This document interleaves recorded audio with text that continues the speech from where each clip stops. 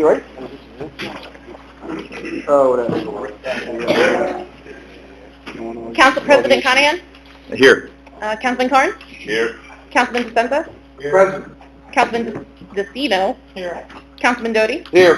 Councilman Grzyk? Here. Administrator LaPlace? Here. And Attorney Corsini? Here. Okay, thanks, Kelsey. So for everyone that doesn't know or know, the mayor is not here. He was in a car accident today. He's okay, right, Michael? He's okay.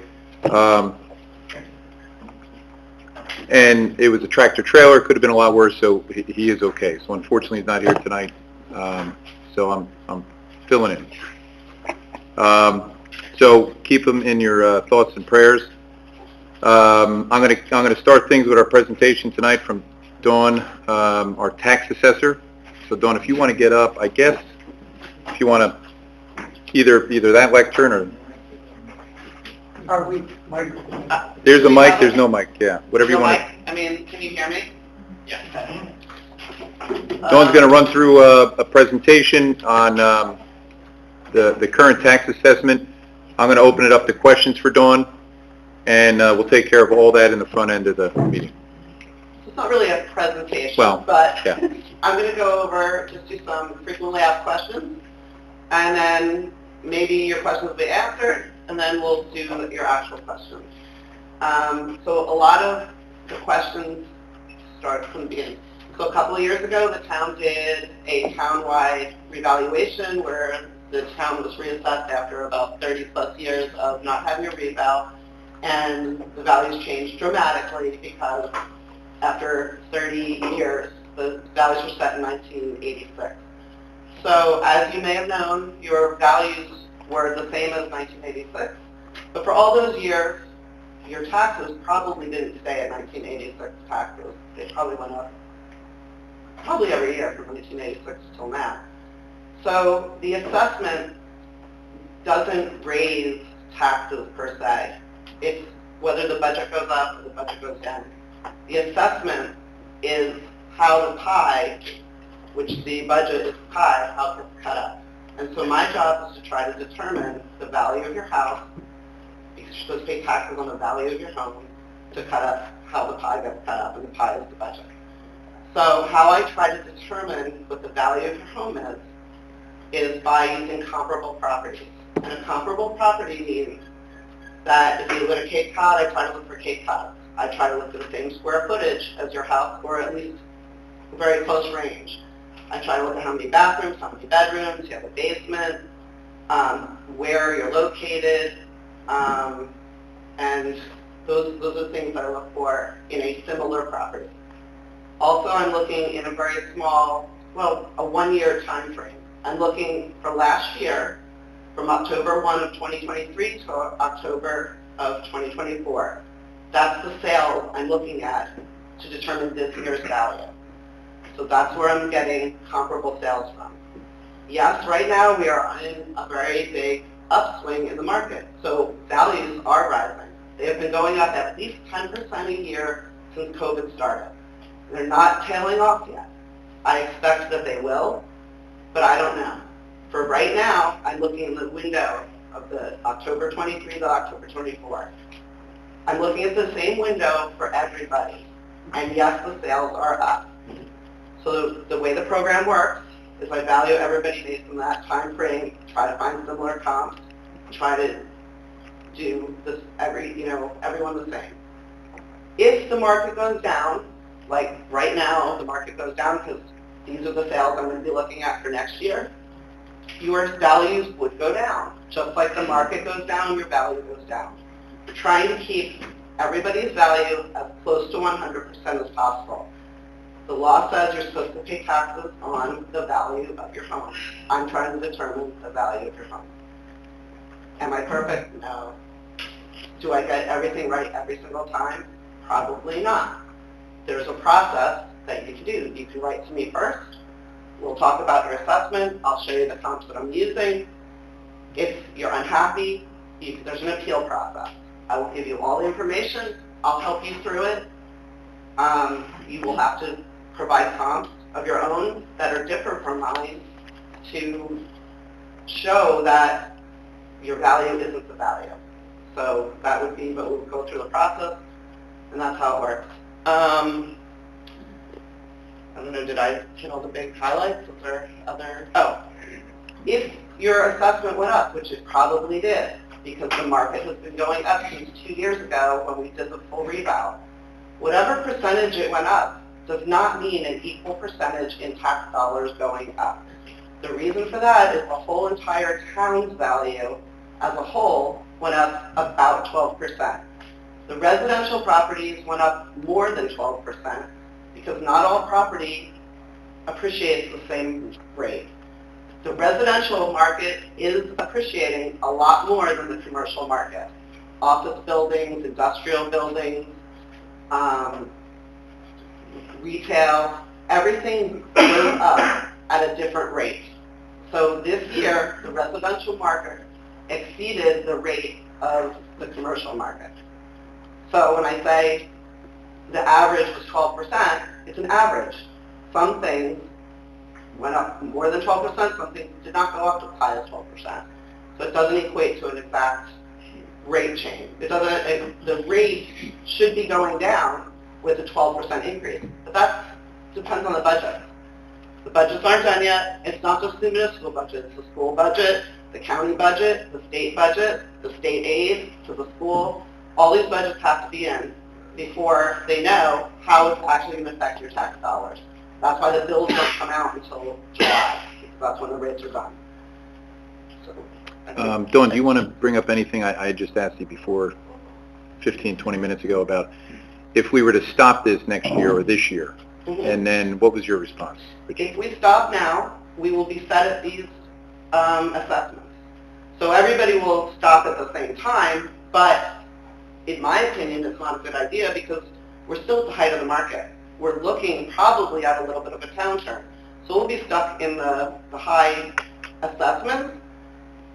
It's bad, not so much that you'll have to pay more, that's not the problem. Everyone will be set at an artificial high rate. But what the problem is if you stop and say we want to do 3 years down the road or 5 years down the road, you have to do a whole entire town-wide reval again like we did 2 years ago, which is a lot more costly than having the 20% inspections every year that we're doing now. If we stopped now and the market dropped off tomorrow, I would not be allowed to change the values next year. So everybody would be set high, and that would actually open up the town to a little bit of a liability because everyone would appeal, and then you'd probably all win, and then the town would have to give back money, which is not good. So if we lower the assessments when the assessment's lower, everybody is paying the amount that they're supposed to pay. Thanks, Dawn. Do anybody else up here have any questions before I open it up? Joe? Ooh, and I thought of one myself. How does it affect our county rate? By our balloon being bigger, do we pay more to the county? The county equalizes the assessment based on our ratio. So if our ratio is 100, then our assessment stays what it is. If another town's assessment is lower, if they have an 80%, then whatever their town aggregate is, so if the aggregate is 10,000, you would divide the 80%, so it would actually be 120 would be their number. So the county equalizes the aggregate value, so that it doesn't hurt you as far as those rates. Okay, if the town appreciated 12%, what was the commercial? The commercial appreciated about 6%. So about Right, but the commercial properties are a lot. I actually don't know off the top of my head the total value of the commercial, but some of the commercial properties obviously are millions of dollars, where the houses are 500,000 is a house. Some of the properties are 25 million, 30 million are the commercial properties. So no, they did not go up 12%. The other thing, another frequently asked question is, my house wasn't in the inspection this year. So how does that work? So how that works is 20% of the houses get inspected. When it gets inspected, the inspectors are not appraisers. They're not doing the values. They are checking the data. They are updating the record for the data. They are coming in, it takes about 10 minutes. They're saying, you got 3 bedrooms, you have 2 bathrooms, you have finished basement, do you have an attic, is it finished? Do you have a garage? Do you have this? Do you have that? They already have the record of what the house is, and they are verifying and updating the data. They are inspectors. They are not, I'm not saying that in their, they also may be appraisers or assessors somewhere, but in the role here, they are inspecting and doing data. I am the one who's compiling the data and creating the assessments. They are assessments, they're not appraisals. I don't take each and every person's house one by one and do an appraisal like the mortgage would do. I'm doing what's called mass appraisal. I do have a program that I put in the parameters that I want, and I try to make it very close to what your house is. It tells me the sales that are very close to your house based on the parameters that I picked. And that's how the value gets derived, by when I'm trying to pick very close parameters to your house. That's how I do it. I don't do like a mortgage appraisal that's going to go in and fine-tune every single thing. Mine is more of it's finding the houses, and the more the data is correct, the better result I get. For the houses, 20% get inspected, 100% get evaluated and re-evaluated every year. The values change for everyone. You can't just change some people and not other people. That would be unfair, and it would be uneven, and it would be unequitable for all the people involved, for the townspeople. Anything else for Dawn, guys? I've heard comments, and I've gotten questions from residents also that the taxes will never go down. This number will never go down. It might not, but that's not up to me. Right. That's not up to your assessment. It's up to you guys want to throw you under the bus a little bit. It's up to the budget of the town. If the town budgets if they don't spend less, the taxes don't go down. It doesn't matter what I assess you. The taxes as a whole, if the school spends less money and they cut their budget, the taxes would go down. If the town spent less money and the county spent less money and the state gave more state aid, well, state aid comes from us in our pocket somewhere else, but if you get, the only way the taxes will ever truly go down is if you spend less money, just like in your own household budgets every year. Thanks, Bobby. Okay, Dawn, I'm going to open it up for questions. You want to stay there? You want to sit here? I can sit here, it's fine. As long as everyone can hear. And, one of the things, one of the other things I've heard and I've also noticed is, like, I'll use my neighbor as my example. Okay. He Asking for a friend? Yes. He did not let the inspector in because he was concerned or whatever. Okay. And so even though my lot, we have the same exact lots, you know, our land value is the same on it, my house is like more, but his taxes are still more than mine. Okay. So what would he do in that type of scenario? He could file an appeal, and I can do an inspection. Which, if you file an appeal and you haven't been inspected, then I have to come and do an inspection just to verify the data. And then we make sure the data is correct, and then we, run the comps and see, why the two houses came out differently. Would he be entitled, if he did, would he be entitled to a correction and then a reimbursement if the taxes showed up, say he won his appeal? These are one of the questions. If it showed that there was a reason that the value was wrong based on the comps of the new data, then he would, yes, he would. But it might be that there's something there that I didn't know about and would raise it. So, like, letting the inspectors into your home is beneficial, even though... I think it's beneficial because then we get the facts right on your home. And if I'm comparing your house to somebody who has the facts wrong, something could be wrong there. But it can only do you know, based on the best data we can get. And the best data is actually seeing the data. Thank you. Yeah, good question. What was the percentage last time people that came into the house, just so everybody Yeah, knows? inspections, how many? How many people, what was it I about? think this year we got about, out of the 20% that we were doing, I think we got in about 65%. So it's up from From the 2 years previous. ago when we did the, And that, what was it 2 years ago? I think it was closer to just 50, which we would like to be higher, but I think some people were still, there's a couple things. People were still worried about the COVID situation. People are still worried about people coming into their homes. The people that we had inspecting, the town knows about them. They have IDs. They can show you an ID that they work for the town. And we know who they are, and you can always, call or whatever, or schedule, or have them come back, or have them show you their ID. They have Middlesex ID. Now, fake IDs, you don't know who you're letting in your house, unless the town sends out a notice letting you know. We sent out letters ahead of time saying they would be in the area, in the area that they were. If you didn't get a letter, they weren't in your area. Thank you, Dawn. All right, so I'm going to open it up to questions. Everybody that comes up, you just have to state your name and address. Okay. Hi, I'm Brianne Rabowen Strasser. I live at 232 Green Avenue.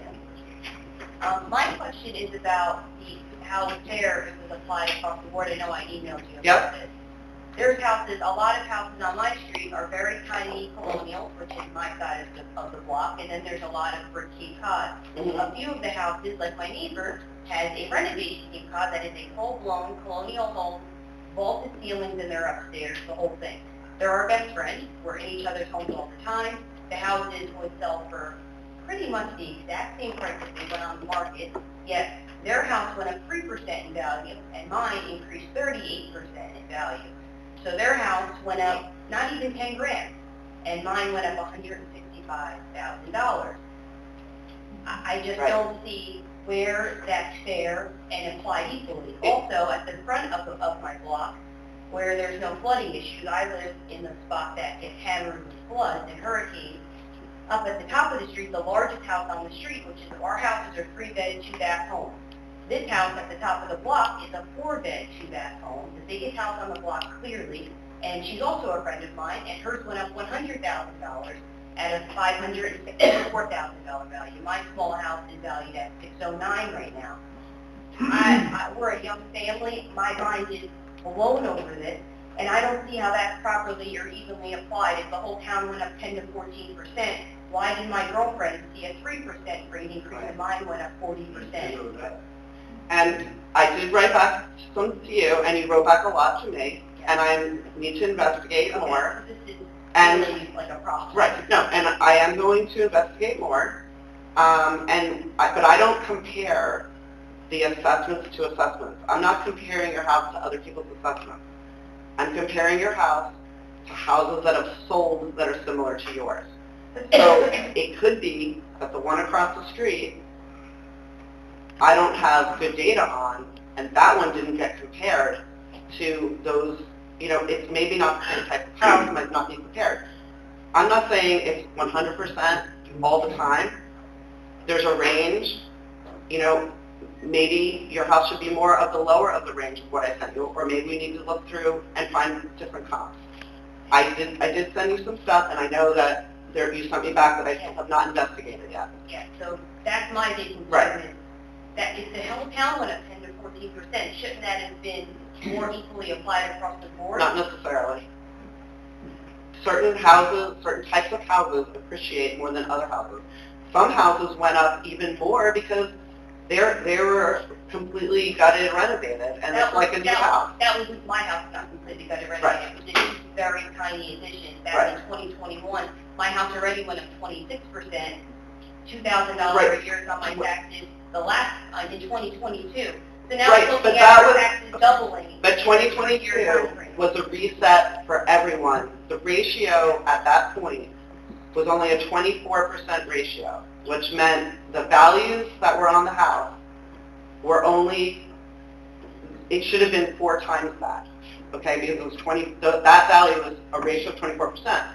But those values from 2 years ago were set in 1986. So from 1986, they basically were not changed. They were only changed if you, added a room, did a renovation, or whatever it was. At that time, when they did the reval, because it was like, if your house's assessment was $100,000, that would mean that with a 24% ratio, your house is worth about $400,000. Okay, so it's like a quarter. Mhm. But what happened when they did the reval, the housing, the residential, went up 300%. So meaning that 100 went up to say 300. The commercial properties in town went up 500% at the time of the reval. So at that time, the commercial properties actually took a lot more of the burden of the tax bill at the time. But when I say that was just an average, it doesn't mean that everybody that was 100 went to 300. Some people's houses were totally different from when it was 1986, and they went up more than the 300%.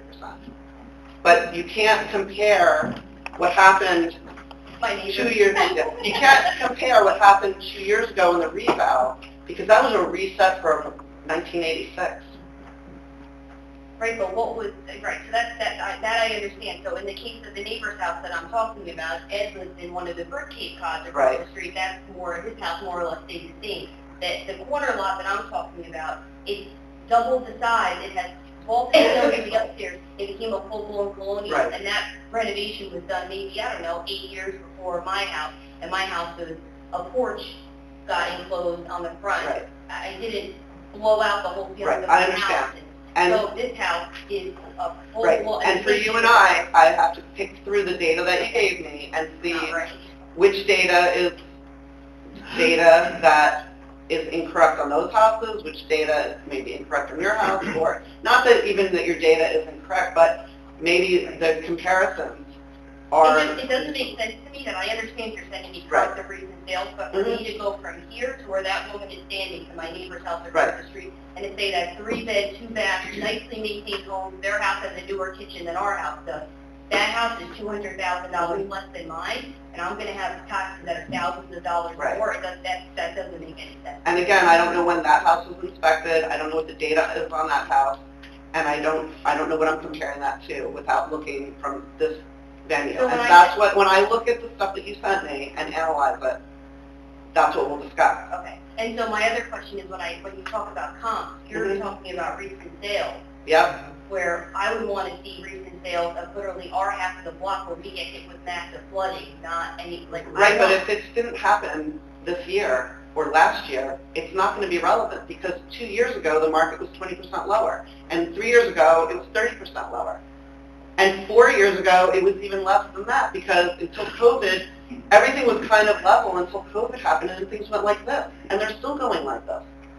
So I just feel like it seems like I have a lot of friends, family, people I know in the town. I've lived here my whole life. Right. I feel like every person I talk to, it doesn't. My parents live on the Parker side. They went up 50. Okay, that seems pretty cool. My mom was like, I went up 50. I said, oh, I went up 165. And she goes, oh, okay, I'm not. That's good then. I'm not saying anything with mine. It's just all over the place. It doesn't make sense. It is a little all over the place, and part of the reason is because inspections, the rate of inspection wasn't that great. But this town doesn't swing that much from house to houses. I feel like it's Middlesex. It's not like we have multi-million-dollar homes. We're not Westfield. We're not all over the place. Right. But the new homes are selling for $750,000, and I'm not saying yours is a new home. Like that's what they're selling for. 100 years old.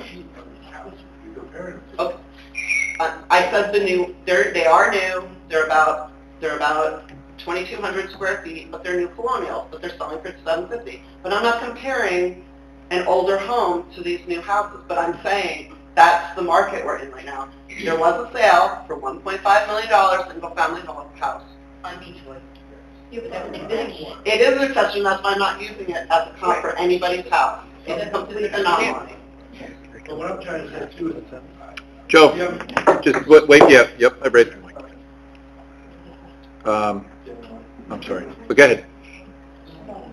Yeah, so I don't feel like across the board, I think I speak for a lot of people, and it just was not equally applied. You know, mine was the one that they came into this year, but in 2022 they did come in, and at that time, all of the work that we did in the house was complete at that Right. point. And so that should, my house has not changed from the point of the last inspection to this Right. point. But the market has changed But since my, then. but so, okay, so my house, the same exact house, my neighbor's house hasn't changed. Mine goes up 38% and theirs goes up 3%. I That understand. doesn't make I sense. So understand. I know that there's, you know, nothing's perfect, but that's crazy to me. That Mhm. it's not the 10, some people are being told the town went up 10, some people are hearing 14. If that's the case, then why didn't everyone's house just go up that amount? Because if everybody just went up, we wouldn't need to change the values. But we just went through a reassessment in 2022, so we should all be at a place where, okay, now everybody's where they need to be. So then why isn't it like last year? We all went up 5%. So then this year, Nobody went up last year. mine went up 5%. No changes were made last year. Mike, talking about Oh, Yeah. taxes went up. Yes. Your assessments didn't The change last year. assessments did not change for us, yes. That's what I'm saying, the assessments did not change. The assessments- year? But Correct. did we just reassess last year? Okay, first, Joe, wait till she's done. Yeah. Okay, that was my big thing, is I just don't see how they came out with these numbers, and I get that, you know, I get that the market goes up, but if the market goes up X, doesn't everybody just go up together? no. That doesn't make sense for a house. The house is all within a 4-bedroom. Like my cousin has a house on Harris Avenue, 4 bedrooms, 3 baths, split-level home, 2 living rooms, a 12,000 square foot yard. Mine's a 4,600 square foot yard. Her evaluation was 592. Mine's 609. That I don't get that. I don't understand that. And the things that you sent me, we can address. Okay. And I would do it in I- person. And Dawn? I don't mean to not do it, but it is relevant to, specific to your property. Yes. And And I would come in and see Dawn Wednesday. She's in. And I'm not done communicating with you Okay. through, Yeah. we're talking through email. Okay, thank you. I'm sorry, would you repeat that, please? If people talking, I couldn't hear you. Um, Availability of... So Dawn is available by phone and email. Email is the quickest, and then she has office hours on Wednesdays. So you could schedule an appointment to sit with her to go over, you know, your specific property. She'll go over the comps. She could print stuff off. It's always better in person, right down the hall. Thank you. Okay, Joe. Okay, good evening. Thanks, Don, for coming out here and doing what you do. Joe, name and address. Okay, Giuseppe Salerno, 117 Fairfield Avenue, District 2. As I said, we were just reassessed in 2022. Guy came into the house, didn't do nothing to the house. A lot of people, you know, 1,200 square foot house, 1,400 square foot house, what have you. You're doing your comparables, right? So you go from, like she said, 450,000 to 580,000 in 2 years. That's because the market's telling you, hey, you know, your house is on demand, right? Now, I don't know if you ever heard that thing about unrealized gains. Okay, so this is like that. I mean, if I sell my house for what you're saying my assessment is, Right? my problem with this whole thing is the system. Right? Why not tax me on the sale of my home? I mean, there was a time when I was a builder, you go buy a house. It was like, okay, the new owner is going to pay the increase in the taxes because it's going to be reassessed at the new rate. Well, But now these houses keep getting reassessed while we're still living in them. And you know, we can't go back to our bosses and say, hey, I need a 16% increase in my, you know, in my pay because, you know, I have to pay more money in property tax where I live. You know, my taxes, like a lot of people, tripled since I've been here. And I grew up in- how long have you been here? 50 years. Okay, And they only triple over 50 years. I mean, what else is happening? Cars, you know, how much did they go up? That's fine. I can't, Slowly. Yeah, but slowly, like you said, you also said that before too, that, you know, our taxes are still going up. Even though assessments never went up, but the taxes were going up because of the expenditures of the town and the multiple you use, all that. But that's my primary thing, like this whole idea of when you get the card and you see the card and it's 580,000, And no one came up to me and said, I'm gonna give you 580,000. You're telling me that's what it's worth. So you compare it to a house that's sold somewhere else. Mhm. But I don't, like, we have to come in and talk to you about where you got that stuff. Okay. Okay. So that's the whole thing. I mean, what I don't like about it is the process. Okay. Having to pay up front a higher property tax on something that hasn't happened to But you. it's, the property tax rate is not going to be the same as it was this year. So that comes down a little bit. possibly? Correct. Okay, so it comes down a little bit, but then the Like, value of the like when we house did the goes up. reval, the tax rate was 9.81. Okay? You're not paying taxes on 9.81 anymore. Because now the value went up, there's a bigger bottom number to divide the budget by. So it went down to 2.3. And this year, it should go down, I can't say to what, because the budgets aren't in, So and I don't this know. could be like a no increase from what you're saying. I don't know if you went up 12%. So the multiple There won't goes be anything down, else. value goes up, we're back to where we are. Correct. Except we have this sticker shock that we get in the mail on Correct. Saturday that tells us our house is worth $140,000 more than it was Right. 2 years ago. Right. But we're not too worried about the taxes.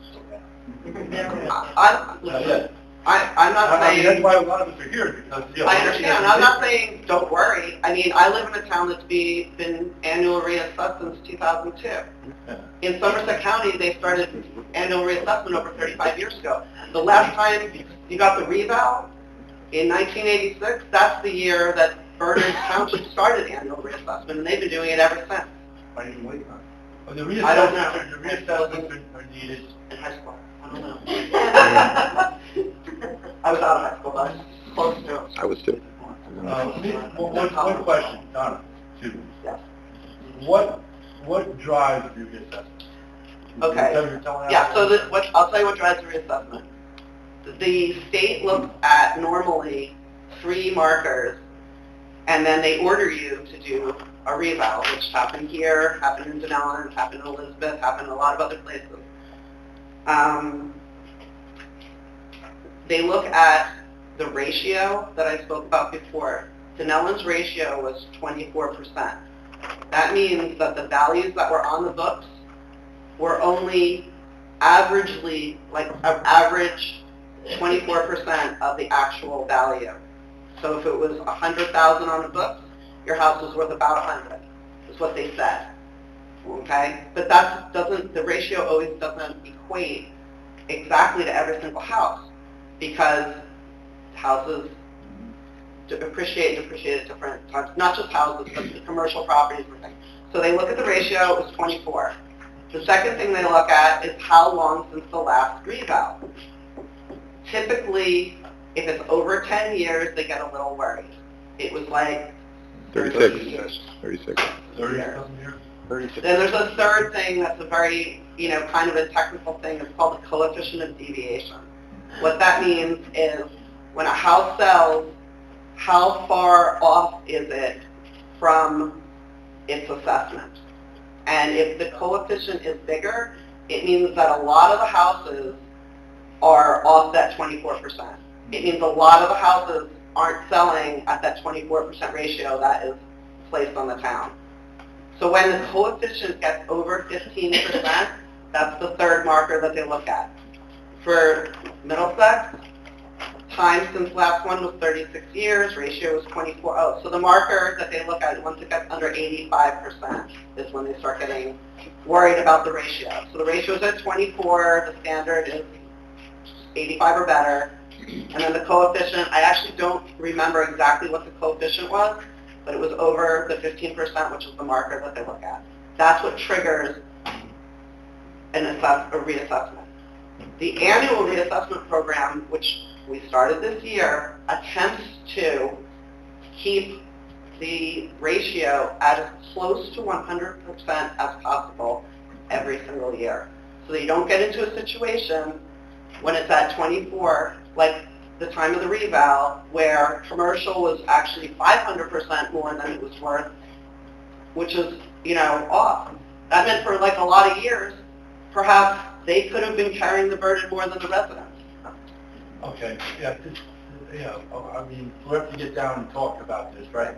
But, on the state level, on the town level, in my opinion, I'm addressing the state generally, you know, expenses are going up because they're building a lot of condos, not enough single-family homes, so the value of the homes are going up. I mean, we can talk about why that happened, but, you know, because the zoning ordinance allow things to be done when they shouldn't be done, and they are done when they aren't done. So here we are. You know, we have single-family homes, Cape Cod, who has a colony, who has a what, and then everyone wants to buy it. Okay, but I go back to an unrealized gain. You know, I really think that, you know, in this whole process of everyone trying to get the money they need to fill their budgets, you know, everyone at home has to tighten up their own budget because we only can make what we make. I think government itself needs to do a little, you know, belt tightening. You know, maybe we don't need to hire. You say we need to hire people. How about asking some people to stay a bit longer, so we're not putting more people on pensions and then having to hire new people to replace them? That's been going on now for what, 30, 40 years, and this is where we are. It just keeps going. Government just keeps on getting bigger and bigger. Retirement keeps more and more, and it comes to a point where the private sector, like where we are, we don't have to care of it. Don't worry about it. Huh? Trump is taking care of it. But this way, you know, I'm so glad about that. We do need an accounting or an auditing across everything. You know, maybe, I don't, you know, I want to laugh. And this might be a great discussion for a budget, or a school budget, or some other budget. Yeah, Joe, so remember, it's county, the school board goes into this, and the town, and there's a library tax, so there's really four, unfortunately. Some towns are paid for. We have a pretty lean team here. Borough Hall has 10 people. We're all volunteers up here. There's no volunteer fire department. Volunteer fire department. Yep. We have our sanitation. We do, you know. Yep. DPW. And all that stuff. But it's a lot to come out of a small 2 square mile town as it starts to blow up. You know, that just drives you out. I agree, Joe. 2 years ago, I got whacked on mine, you know, but, I mean, the county is allowed... It was 36 years, so you know. I mean, teachers teach Yeah. English, right? They go to school and there's someone that needs a tutor. So we're paying for more tutors in the school. So the school cost goes up because we need to provide, you know, teachers to teach the student reading. I just want to hit on one thing you said. Yeah, Joe, unfortunately, the school, we get a lot of questions about the school here. I just want to hit on one thing you said, Joe, is that you said, why don't you tax people at the sales price? Yeah. So if someone bought their house in 20 years ago, and they're getting taxed at that price, and someone bought their house now, that's going to be very unequal and very unfair. So when the market doubles out, it goes back down. But if you only change it when someone sells, what if they never sell and they've lived here since the 20s? You're going to have to pay taxes on a $10,000 house they paid in, or $24,000 that they paid in 1970, which is what my parents paid in their house here in 1970. I just understand. Well, the new buyer is going to be paying that new rate. But what if there's no new buyer? Exactly. Then there shouldn't be a new tax until I sell it. Then you're not paying on the value of your home. You're paying on a value of 20 years ago. Well, I mean, if the tax has still been going up at a certain percentage. Yes, they absolutely. That's why Without your any- assessment, you don't get more taxes by making the assessment higher. Well, this just seems like a real quick pop. That's not how the taxes You know, get it done. just seems like You a real don't, quick pop. the town doesn't say, Dawn, we need more taxes, so raise everybody's assessment. That's not how it works. The budget gets done, and it gets divided by the aggregate of the town. So if the town went up 12%, the tax rate goes down because the budget is getting divided now by a bigger number, which makes a smaller tax rate. That's what happens. They don't say, we need 5% more money, raise everybody 5%. It's not how it works. And not everybody goes up 5% at the same time. I'm sorry. It's not. Okay. I don't want to take much more. Joe, you're good? I want to talk. You're good? But we can talk. Okay. Okay. Thanks, Joe. I know there's a lot of questions, but I have one more Yeah. frequently asked question. A lot of people ask me the question, they say, I don't have any kids in the school, I never had any kids in the school, why do I have to pay the whole tax? Here's why. The gas station doesn't have any kids, they pay the full tax. The Amazon warehouse, they don't have any kids, they pay the full tax. Every property, any owner that owns a property pays all of the tax. The school, the county, the state, the everything. That's how it works, whether you have the kids in the system or not. Commercial properties, your rateables are never ever going to have any kids in the school. They are still paying the school portion of the taxes. Yes. And it helps everybody out. That's the system in New Jersey. If New Jersey wants to have a different system, great. But that's how the system works. That's why you pay the whole tax. Because even the commercial properties pay the full tax. Well, you get to change the percent. Nope, there's no percent change. They pay the same rate as everybody else. How come? Hold on, guys, hold on. I don't want to, you got people waiting in line. Yep. Good evening, distinguished councilman. I can't stand online. Okay, so, right after the gentleman, yeah, right before Joe. Yeah. Once again, good evening, distinguished councilman. Good evening, Sean. Thank you all for your service. We all live in the same community. This is our family that you see here. We all have concerns. There's several issues that I have. One is that we divided the town into 5 zones, 20% each. I happen to be in that one zone, the first zone that's being reassessed right now. Everyone's reassessed. You're inspected. Okay, so what happens to those people that are in zone 5? Does that mean that they're... They get reassessed based on the data that was collected from the last time they were inspected. 5 years from now? Well, 4 years from now? right. Or maybe Whereas they're not... I'm being charged now. No. They're No. being understand. Is that how... Everyone's getting charged, if you want to call it charged. Everyone is getting reassessed based on the data that we have. If they didn't let someone in 2 years ago during the inspection and their data is incorrect, we're going with wrong data. That's why that's a cycle of 20% every year. Trust me, 20% every year to get new data is a lot better than waiting 35. Right, exactly. Now, I also understand that there's a thing that's called a property card, and I may be using the wrong term. Yeah. But it's the last time they looked at your house and said you had a 2-bedroom house, 1 bathroom, a finished basement, and attic. Correct. How do I obtain a copy of my property You ask card me. from you? I'll send you one. If you do email, you can email me. I'll do it within a day. If you don't do email, then give me your thing and I'll send it in the mail to you. Now, should we find any discrepancies, or should we feel that our taxes are not fair, how do we go about correcting that? There is an appeal process, and again, if you do email, I can email you the information. It comes from the Middlesex County Tax Board. Okay. That's who handles the appeals. And what you do in an appeal is you fill out a 1-page form, but you do need to do a little homework. You need to have comparable sales, which is what I talked about, to show that your house is not like the comps that I give you. It's like some other comps that you find. And I look at them, I look at your house, I look at them, and first I look at them and I say, hey, you have something here. I can settle with you. Or I can say, I don't agree with you. Then you would go to the tax board and you would tell your story to the commissioner. They look at your data, they're at the tax board. They look at your data, they look at your comps, they look at my comps, you tell about your house, you tell why you think I'm wrong. I say, here's why I think I'm not wrong. They make a decision. If you're still unhappy, you can go to tax court and do the whole thing again.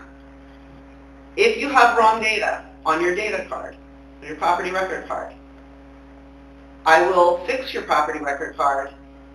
A lot of times, it might not necessarily change your assessment very much. Because if it's the square footage is the square footage of your house, you might have had a 3-bedroom house at one time and you changed one of those bedrooms into this beautiful closet. Big, beautiful closet, you know. It's still the same square footage. It's not for me to tell you what to put in your house. It might not change that much. You might call it only 2 bedrooms. But that house could potentially still be the 3 bedrooms. And it's still the same square footage. And real quick, so the people, Exactly the other. 2 years ago, they came through and they reassessed our house. Mhm. I forget the name of the company. It was, Something, it doesn't matter, irrelevant. So whatever. They produced a report that says Tim Stewart, who lives at 345 Main Street, Mhm. lives in this house, and it looks like this. mhm. Do you have that information? From 2 years ago? Yes. No. Because I called them and they too didn't have it. No, And so I once find it a the little bit record, interesting that you wouldn't have that because they made an assessment of our house. But I would think that was probably some valuable information that you probably could so have used. what happens for this is, assessment. the record used to be on paper, Okay? okay? It's now done in a computer program, which is all the data that I keep. Okay. Once I change the data in there, that becomes now your property record card. Whatever was in there 2 years ago, if I've changed it now, isn't going to be there anymore because it's one record, one card. In the olden days, when they kept it in paper, I might have it in your file from 1986, but that's not going to be, really relevant now. It might be exactly the same house, but it's really not relevant now. Once the property record card gets changed, then that's the property record card. You referenced a resource talking about houses being sold in our community. Mhm. Is that Zillow? What is No, that? absolutely not. It's not a bad resource, but if you go on Zillow, they will probably, I don't care about Zillow. What I care about, can we get my some sources information? are the actual deeds that sell of the town. And there is a place you can look up. On the Middlesex County Tax Board, you can look up all the information of houses that have sold, any house that has sold. My records the deeds come from the county. I put the deed into my record of what the house sold, and that's the record I'm using. Now, And Tim, I'm using my record. what I would recommend is, again, sitting with Dawn, because she has it all on her Yes, exactly. I see the time. Wednesday. No, but I'm not trying to cut you, but she's done this for other people, so she can actually pull that info up on Wednesdays for you. Or I can pull it up any day of the week if you email me. And if you email her, she could do it. That's what I'm trying to save you some trouble. She could do it and pull it up for you and provide it for you. And So you don't have to go to the county. And then the records I'm using are the ones that I have in my property record card. Zillow, Zillow is good to get a general idea. They're okay. But you will notice that they will compare a condo to a single-family house. They will do a one-floor condo and compare it to they'll do a brand-new colonial. Their algorithm is very generalized. When I do it, I'm trying to pick out very specific attributes to the houses. Zillow and those things, they're doing more like, oh yeah, the house in Middlesex, it's the same. They're not all the same. Yeah, but aren't you just looking at the sold price? Only the sold prices, yes. But when But Zillow- Zillow, absolutely, you can find, okay, what Zillow is great for. Zillow is great for finding homes and looking at them, see what they sold for, and see what they look like compared to your house. That's what they're great for. But the Z estimate that they do is not that good. Next houses for sale. Right, but they put an estimate of what the value of your house is. They're telling you, they do put an estimate of your value of your About house. 2 years ago, I did this with Okay. you, Mhm. and you threw all my Zillows out, but I was using, I don't think I you said Zillow's no good, and I worked for 3 days on No. Zillows. Zillow is good for finding But I sales was and looking using at the house. the sale price, not the estimated sale price. No, I understand.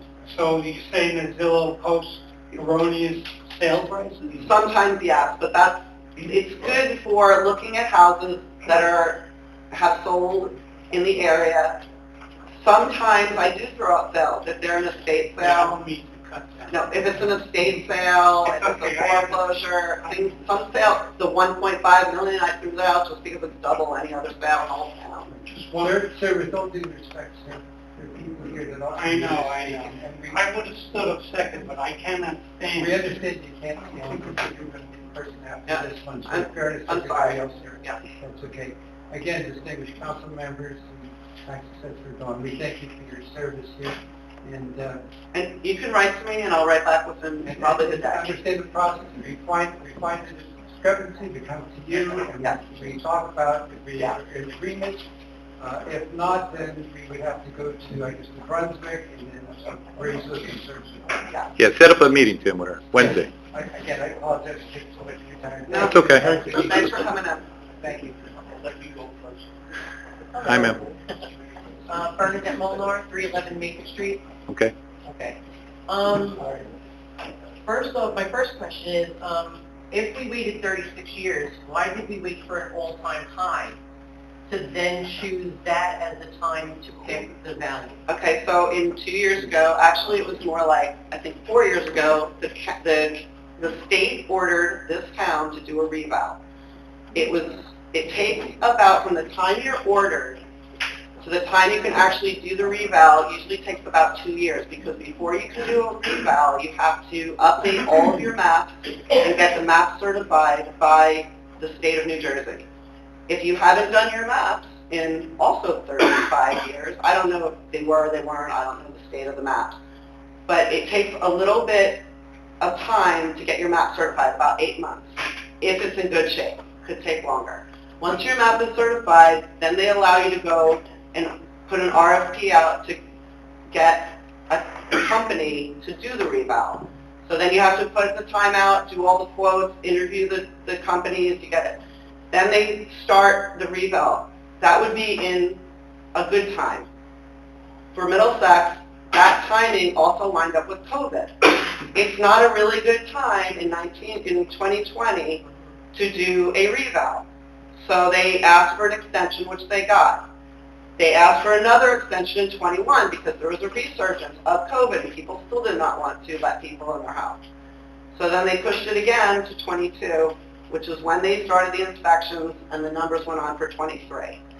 We have now started annual reassessment, and the reason the town decided to do that is because, one, not because other towns do it, but many, many towns at this time are doing it after they conduct a revow, because you don't need to certify your maps every year.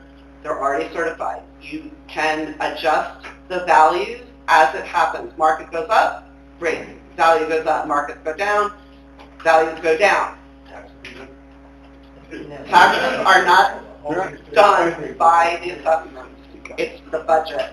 If the budget goes up, which it goes up every year, taxes go up. If taxes were cut, taxes would go down. So the reassessment allows us to inspect 20% of the houses every year on a rotating basis, which helps keep the record a lot cleaner than when you wait 10 years, 20 years, 30 years. The records are much more up to date. As far as annual reassessment goes, like I said, Somerset County's been doing it for 30 years, almost every town. The towns that aren't doing it, there's 5. They're all doing revals for this year and the next few years. They were all going to do annual reassessment after the reval. Denellen also got ordered. They were in the same exact position as you guys. Their tax rate at the time was over 11% at the time of their reval. They also got ordered by the state. They did it. They're on annual reassessment. They just completed their 5th year. I'm the assessor over there too. Now we're going to start over in the first section and we're going to do it again. Monmouth County all does annual reassessment. Every town in Monmouth County. So Bernadette, yeah, the big question though was about, so we got, I saw letters, we all saw letters, that's okay, but 36 years, we were mandated. We got a 1 or 2 year reprieve because of COVID, but 36 years, none of us were here, right? The revow that was done 2 years ago cost the town over $400,000. How much, by doing it a fifth? I found out, Joe, from the CFO, it's roughly $30,000 to $35,000 a year. So it's a big difference. Yeah. We save a lot of money by doing it in smaller batches. Which is not a bad thing to have a revow. It's just the fact that we waited 36 Yeah. years and we waited for an all-time high to... I agree, which, Bernadette, again, I you were agree. mandated. It was a okay? crime what happened for But 36 years. Exactly, and then we were also told that grants and other state and county programs were going to come in to offset this huge 36-year, I guess, not doing our Yeah. homework, I guess, Yeah. right? So they were going to come in and they were going to help us with the assessments that we didn't go from a $50,000 house to a $500,000 house. Who could afford to stay here? But the tax rate changed at that point. When that's what they said, that was all It going did. to, right? So that we would now not feel this $50,000 to $500,000 difference. I work in the mortgage department. I work in mortgage business. So I agree, Zillow is not an accurate, it is a tool, it is not an accuracy program, okay? But we're also talking about, we're sending people into people's houses who are not appraisers. We're saying just count. Some of them are, Okay, and the ones that I hire are also, are assessors as well. right? So what I'm saying is if you're going to come into my house and you're going to evaluate my house, I would prefer it. They're not to be- evaluating it. But they're not, right? Yep. So then what I do, because I don't go out to your house either when I do your mortgage, because I'm Right. willing, right? Right. So what I do is I then put all your information into an AVM matrix and it comes out with a number. Now that number is usually lower than Zillow, Because So- of the mortgage. right? Yeah. So now you're talking, if you're going to assess my house, I Right. want to know what a mortgage company is going to give me, Mhm. not what somebody might think it could possibly sell for. Right. So there's a big difference between what me as a mortgage person is going to Mhm. give you for your house versus the person who's going to say, well, if I want to come in and I want to buy your house, I might buy it for $500,000, or because of the fact that right now we're at an all-time high, houses are at a premium. I mean, people are bidding wars where they're like, it doesn't matter that your house is worth $500,000, I'm going to give you $1 Right. million. And can I just stop for a sec from a mortgage view? Right. The house that's sold in town for 1.5, okay? They probably could not get a mortgage, so it's not going to comp out. Correct. So they're going to get as much as they can get based on the comp, Right. and they're going to have to pay the rest in cash. Right. And then when you do a bidding war, and you're bidding a lot over the sales price, your house is probably also not going to comp out. And that's why, when you say, oh, this is sold for this, I am using not just one sale, I'm using several. I try to get at least 5, just like an appraiser would, Right. to determine the value. Because one sale isn't going to make the market. But I'm saying not to use Yeah. sales. I think that's what other people were Well, saying. But you're how using- else to determine the value of the market? It's called an AVM. It's an evaluated matrix. Where do they get that from? There is a computer system that does it. Where does that data come from that goes into that Oh, I system? can find out for you. but It's from the assessor of the town. Okay, so why are they selling for so much less? Okay, mortgage less, selling higher. If you're going to value me at my lower. Don't value me at a higher. I know. think the mortgage, I think the appraisals for the mortgages are coming in at these amounts. I worked as a mortgage I know. I'm broker. just saying I'm not here to argue. I'm just trying to. I had my real estate license since I was 18 years old. I did it for 10 years. I worked for a mortgage company for 6 years. I've done mortgages. I live with a mortgage person, does mortgage, we talk about mortgage every day. And where do you work now, Dawn? I'm the Somerset County Deputy Tax Administrator. I worked there for 13 years. I'm the person, if you live in Somerset County, you come to do an appeal. That's where my normal job, my full-time job is, 13 years. I've been the assessor in St. Ellen for about 6 years, and here for, I guess, about 3 years. I understand that, and we actually will not use a mortgage appraisal. I'll say bring your mortgage appraisal, but they're also using the house as collateral and often are a lot stricter, let's say. But they are still doing it from comps. And if you look at a real estate appraisal for a mortgage, you can see what kind of adjustments they're making. And if they are trying to get the price, they're like, oh, well, I'm going to make the adjustment bigger. I try to not use I use very limited adjustments. Not to say that their adjustments aren't warranted. I try to find houses that are very strict in comparison.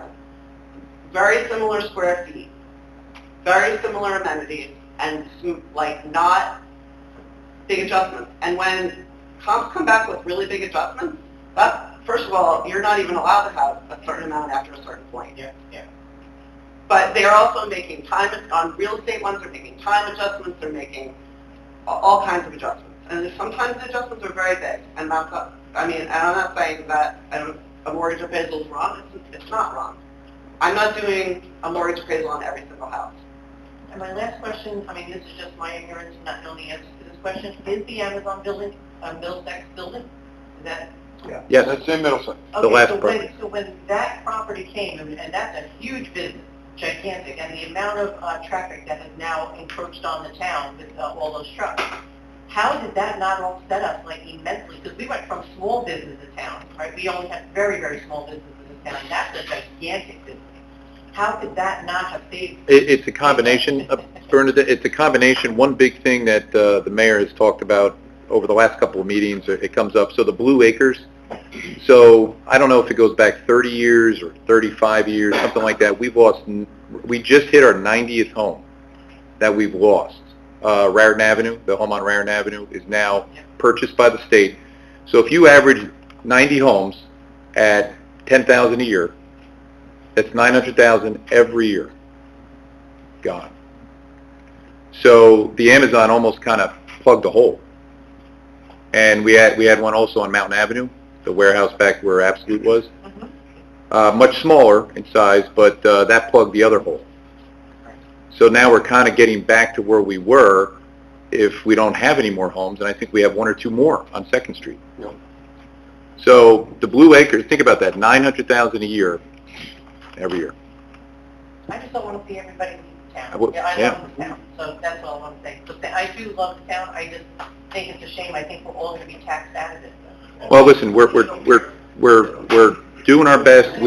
My question to her before the meeting even started was, well, if we stop this, and I was serious, or if we delay this, and her first thing was, well, if the market goes down in a year or two, what happens then? And then everybody's screwed even worse because your assessment's locked in.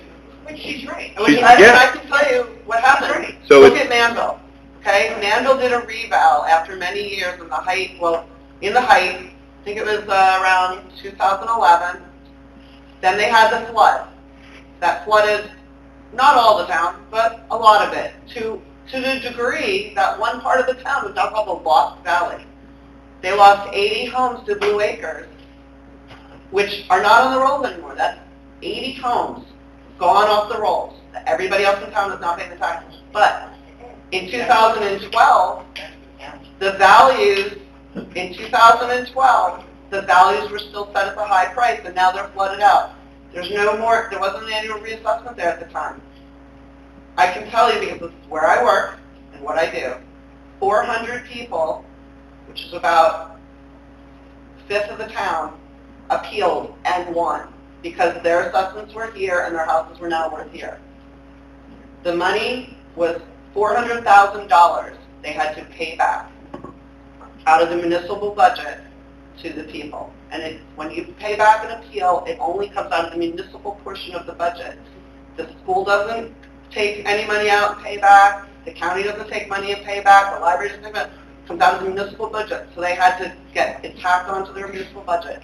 The next year came, they didn't do any annual reassessment, they didn't do anything, and another 20% of the town appealed because they're like, hey, those people were really successful, and I'm still up here, and now they're down here. And that's what happens if you leave it at the high point of the market.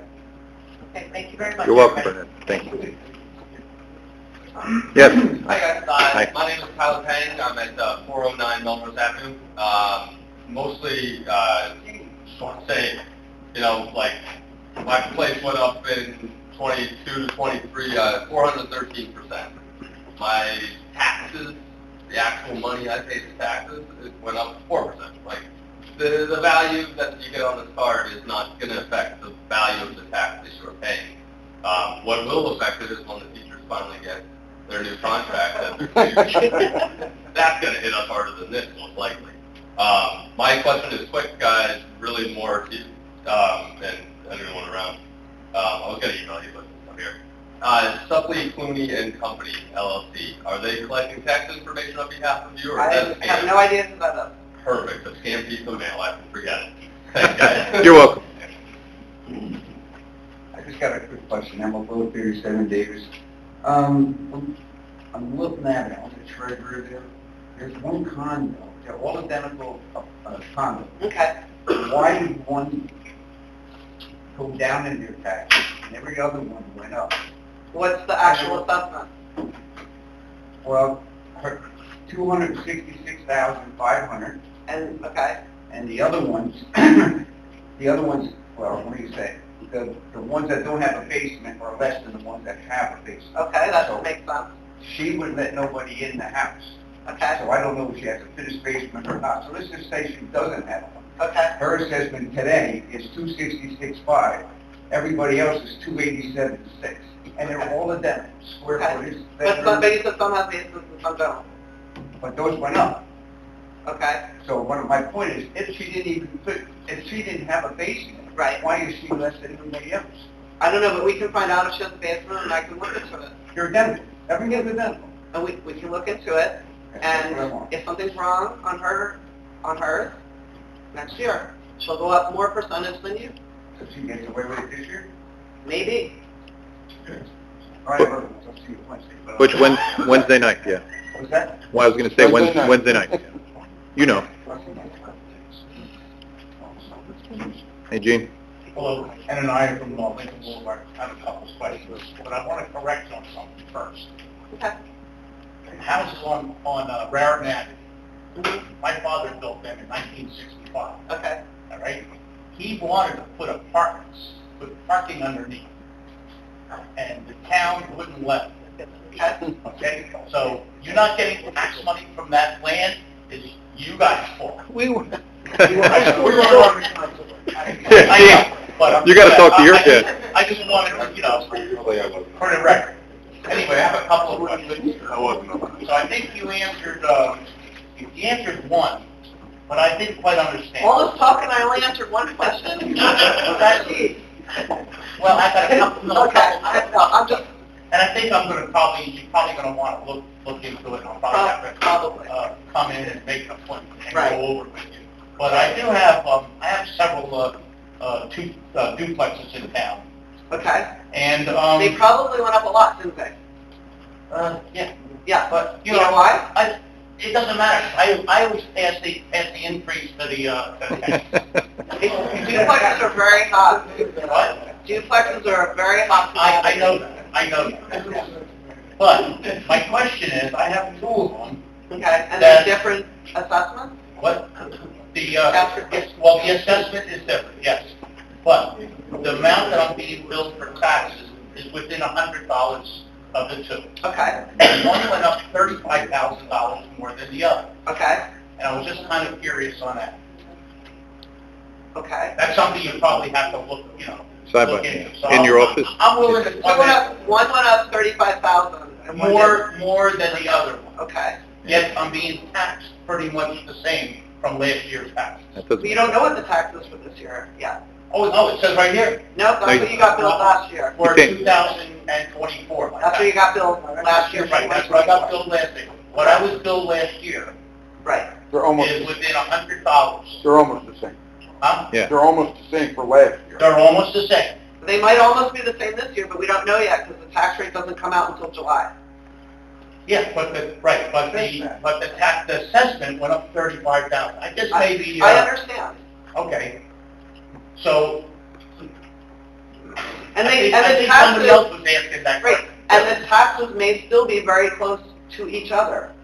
Because Oh, so I have to wait till, if your August to... if your duplexes are worth in the 600,000, right? Let's see here. Well, now they are. Right. Because that's what they sell for now. By the 35, way, I would sell them to the and I'm town. taking them buy because And then you they're buying guys them. collect the registration fees on yourself. No, well, we don't, but the 35,000 in assessment on a $600,000 building isn't going to equate to a really big difference in the taxes. I kind of So figured. there's still going to be roughly, yes, they went up different amount, they're different locations, different ones, but they're probably roughly going to be around the same taxes again. So you're saying... As each other. Until As each other. August to find out...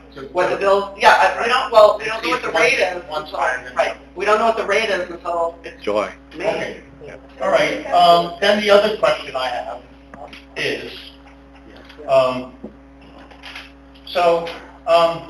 have one building that's assessed for $670. All right, and I got a letter that somebody's willing to buy it for $516. Okay. Mhm. Now I own a building in Barnegat. Okay. All right, and I know it's a different town, but okay, the one that they offered me the 300 or the 516,000, I'm paying like $13,000 for taxes a year. Okay. All right, the one in Barnegat, I got an offer Means nothing. for 330. Means nothing to me. The tax dollars I don't control. I understand that. And it's a different town, whole different system, whole different government, and I don't control the taxes. Well, then you may. I don't control the taxes in this Why, town or that. why don't we cut corners here? Why don't we look, why doesn't every department get a 20% cut? So that people who are paying taxes get a little break. I'm sorry, is it too nice here? Huh? Is it too nice here already? Is it too nice? Yeah. I don't know, Barnegat might not, listen, Barnegat might not do your garbage for free. Yeah, Gene, it's apples to oranges. They might not have as many kids in school, they might not have garbage for free, they might not have a school club, they might not have, a library, I don't know what Barnegat has and here has, so I don't know what they're paying for. I'm paying $4,000 over there. Okay, right, but they don't, On a house that they offered me over $300,000. Yeah, irrelevant to but this. Gene, the schools and all that stuff, remember, look at your tax bill, you'll see it's, I think mine's 58 or 59% schools, another 24 for the county, and then I think we're 22 or 24, somewhere in there, but, you just gotta look at that breakdown. But again, Barnegat, what's Ocean County? No schools. Yeah, no schools, Ocean County, No yeah, schools. but not the kids that we have here, I mean, it's just, yeah, it's apples and oranges, I know what you're saying. I do. You know what I'm saying? Yeah. All right, So, I'm good. thank you, Gene. Thank you. Oh, boy. He's ready to patient. Hey, Paul Kevich, 240 Hazelwood. Dawn, earlier you said tax base in 2025 went up 12%. Is that collectively for the whole town? yeah. Okay, so I was just wondering about that because there's a sheet out there, the mayor says on his sheet that it went up 14%.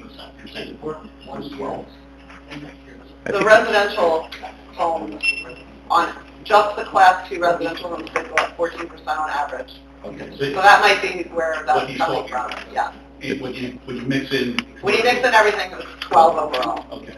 And you were saying, I believe you said earlier, average. commercial went up 6%? I think so, Roughly. yeah. This 20% that were just inspected. Yeah. How many properties were in that 20%? 1,000. 1,000?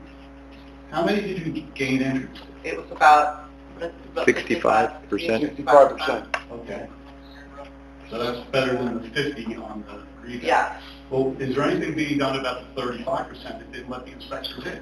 We talked about it, you guys talked about it when you were here in September. Okay, so this year, I would have liked to have a longer inspection time, but because it was the first year and trying to get it all together, it happened in the late end of the year. We didn't start until mid-October. This year, we're going to start a little earlier, gives a lot more time, a lot more options for inspectors to get in, and I hope to get a better inspection rate.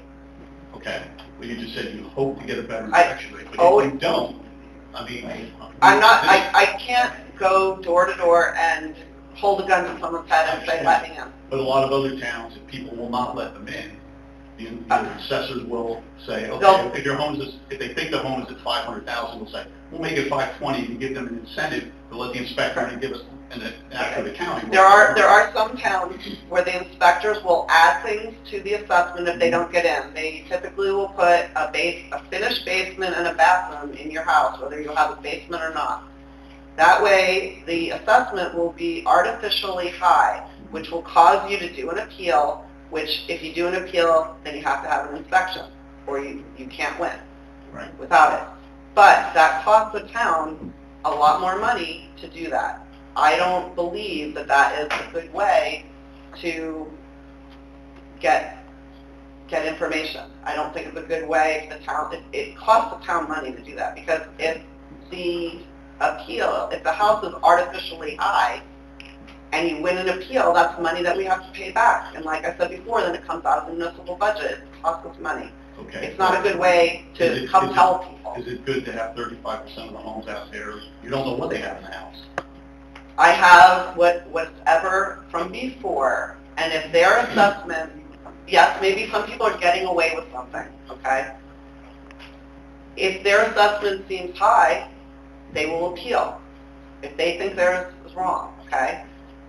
If they sell the house, when you sell the house and the listing is on the MLS, I look at every single one of them. I look at the kitchens, I look at the bathrooms, I look at it's like an inspection for me. I look at every single house that sells, and there's been a lot of them in the last few years. And I look at that data, and I look at it, and I compare it to my data. Every single sale that happens. I try every day to quality control our records so they're as up-to-date as possible. Do people get away with finishing their basement or doing whatever? Yes, they do. And it's even harder now because you can gut a kitchen and put everything back in the same place and have a brand new kitchen legally without permits. It's really hard sometimes to get the data. But when they sell, that's why I look at every single listing that happens. And I can only do the best with my data. And that's why if you do every year, there's a good chance they'll catch in the net eventually. If you wait 10 years or 30 years, you're definitely not really catching. I'm not trying to catch anything. I'm not trying to catch anything. I'm just trying to keep the data fair. Right. Well, if you're striving for fairness, yeah, I see something unfair. Right. 35% of the people not letting inspectors in, and even if it's 10%, maybe they're overstated. You know, especially you have so many people. You're talking tonight about them being overassessed. You have 35% of people who, and I'm sure it's not the whole 35%, because a piece of it is being underassessed. So I just think my opinion, you know, you say there are other assessors in other towns that will say, okay, let's bump them up a little bit to give them the incentive to let us in so we can get accurate. I think that's a good policy. And I think you guys should pursue that. Okay, my other question is, I know there's a lot of state tax appeals. I don't know what the progress is on those. How many are active right now? Well, after the reval, about 20 commercial properties filed, and they have not been some have been settled, but they have filed again, so that's about 40 out of 500, out of 5,000 line items. There's about 40 now, but 40 really represents 20 properties. 20 times 2. Right. Right. So none of those have been adjudicated? None of those have been settled? Some have. Okay. From the original reval, some I have done, some are not. A lot of them are starting to come up now. I haven't really given up much. Meaning, what I try to do is get them to drop those years, and I'll adjust them for the following, so it's not a payback out of the budget. Okay, but over a period of years, though, you're losing ratables. But not losing, they're the same assessment they were until it gets adjudicated, and that doesn't mean they're going to go down. Right, they could. Right, the town could. Okay, right. They haven't, and if they drop those 2 years for something next year, it's much better off for the town. Okay, well, how much have we, from these tax cases in the last year, 18 months, how much have we lost in ratables? So far, maybe $200,000. Okay. Less than a house. Okay, thank you very much. Hey, Rich. Hey, Rich Dune, 525 Grandview Street. So we've been in communication with you about it. So I guess I probably shouldn't feel too bad because our assessment only went up 100,000. Maybe I'm in the minority compared to my neighbors. I'm in the 35%. They sent me a card. I contacted them within a week. I contacted them again. No response from this inspection company?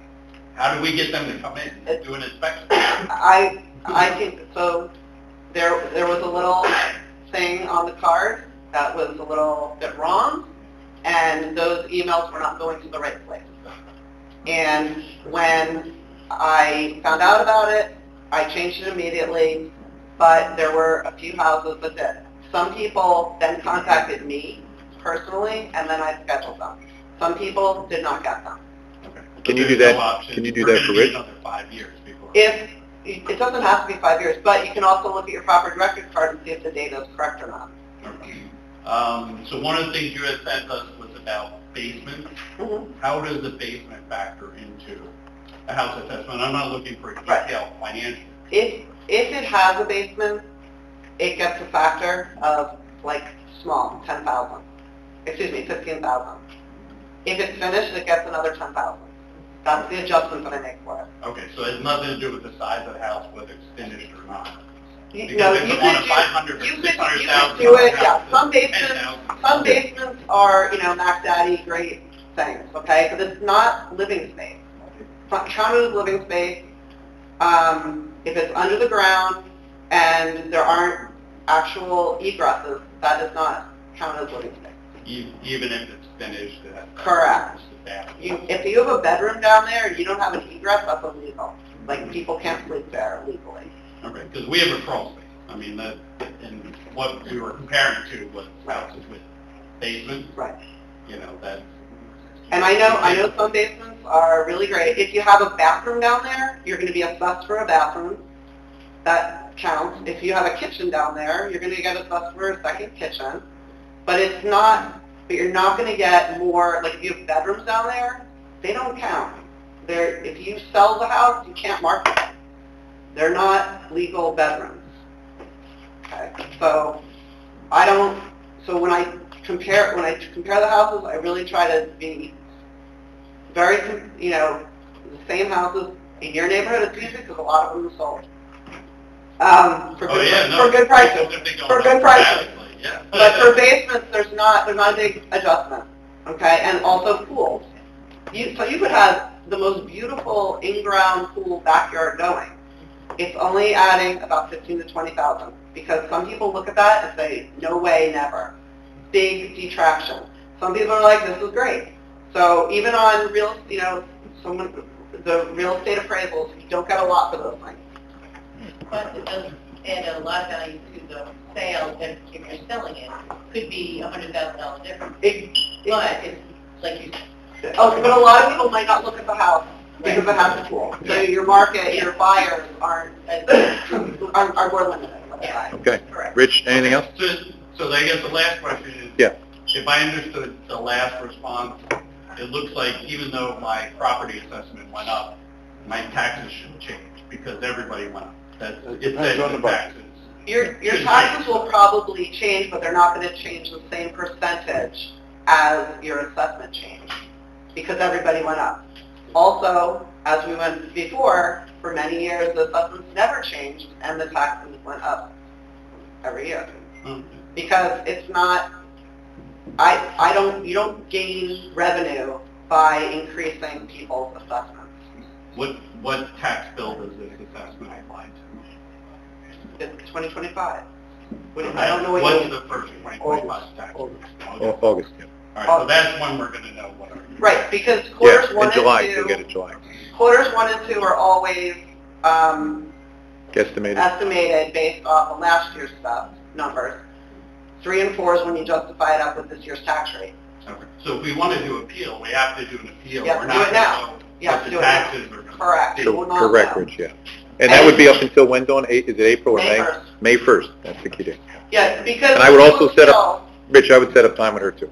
Rich, because when you appeal, you're not appealing your taxes. You are appealing your assessment. Yeah, no, we agree. Okay. On the card. Thank you.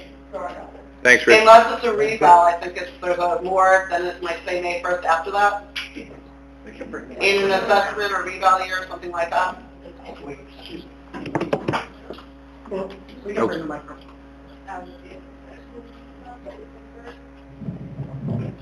Thank you, Michael.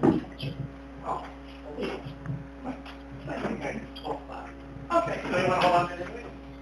I used to be Mike Schneider. I remember that. Hi, Dawn. Hi. You said that basically it went up 12%, yes, The aggregate. yeah. What do we do with the aggregate? What do we do with that? Do we multiply it by something? We take the budget and we divide by that number, and that gives you the tax rate. So when the bottom number is bigger, the tax rate will get smaller. All right.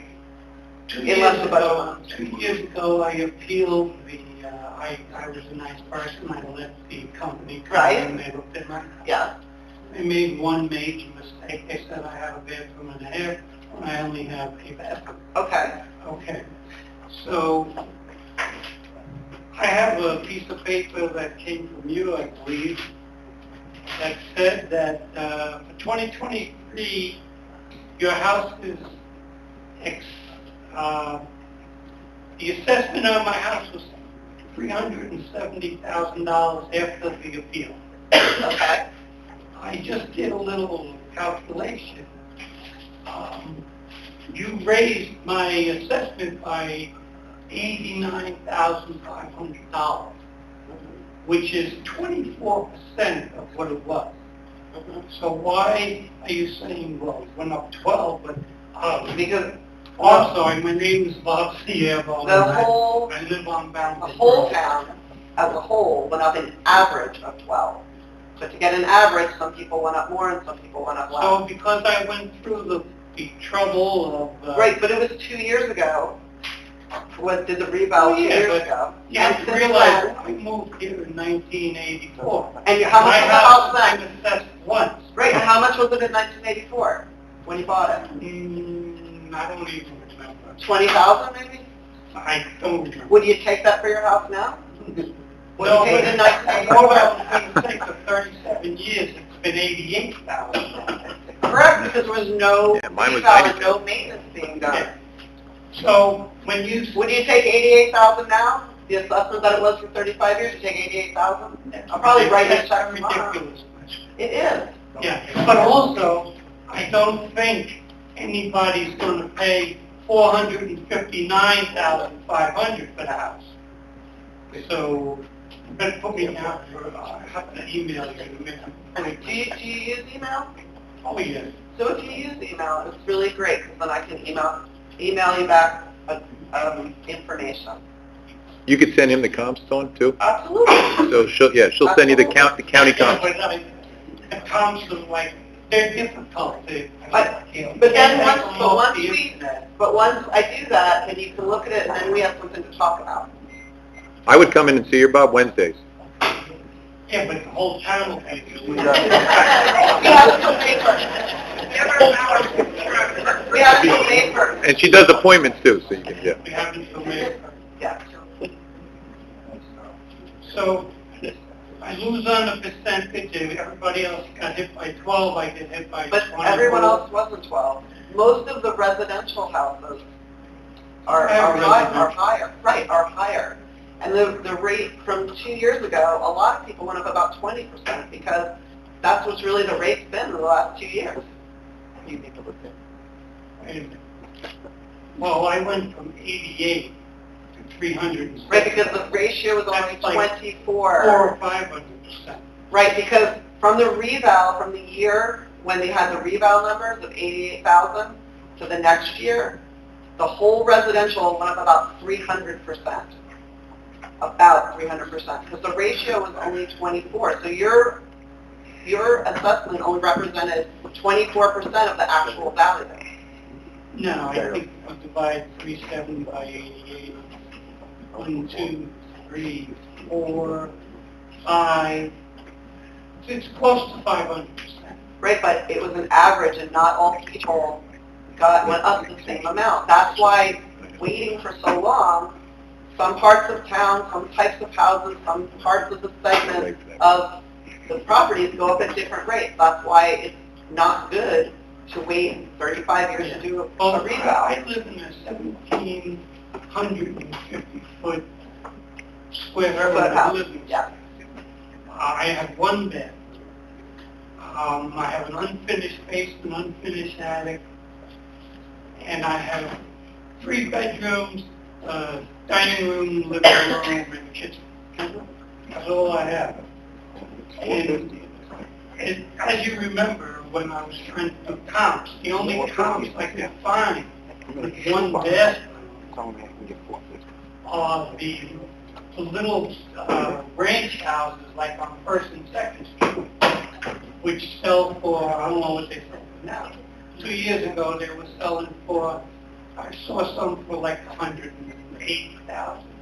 I don't think last 200. year, Not anything last over year. 100,000. When we were doing this, it was 2021, 22, right? The appeal would have been in 2023. Because that's when the reval numbers went on. You gave me the appeal for 2023, so you gave it to me in 2022. Okay. Okay? Well, it was for the value of 2023.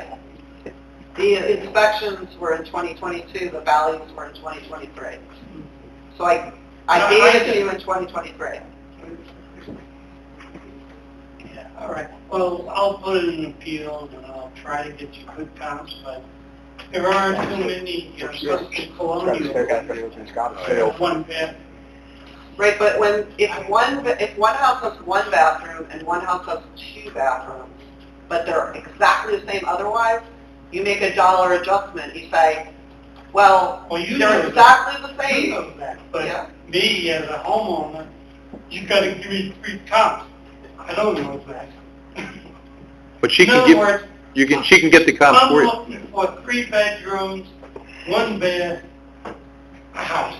Plus, I live on Fountain Road, which is no good to children, really. Yeah. It's just like drawback living on a highway. Okay. So that would be a little bit less than a house of the same house in a neighborhood that's not on Main Street. Well, State highway. little less. Thank you.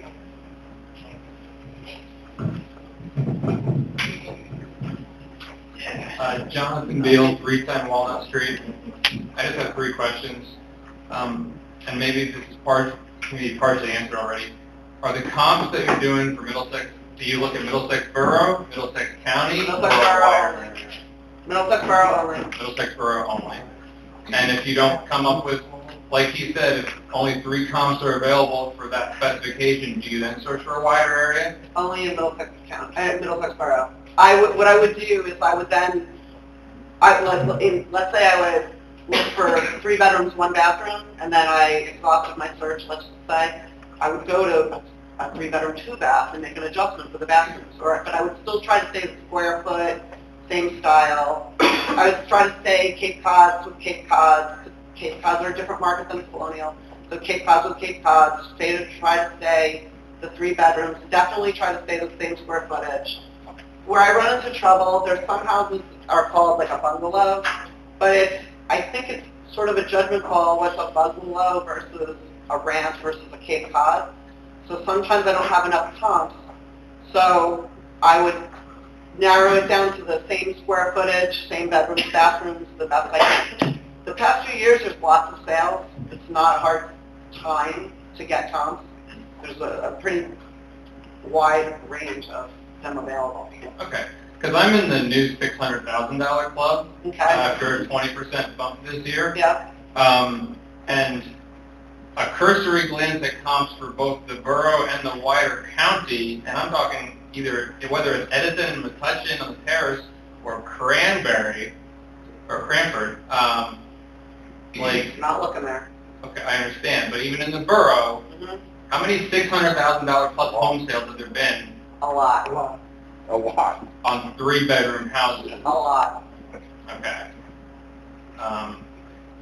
So that's my second question is, at the top of the meeting, we talked about how a lot of us could have an informal meeting with you prior to filing an official appeal.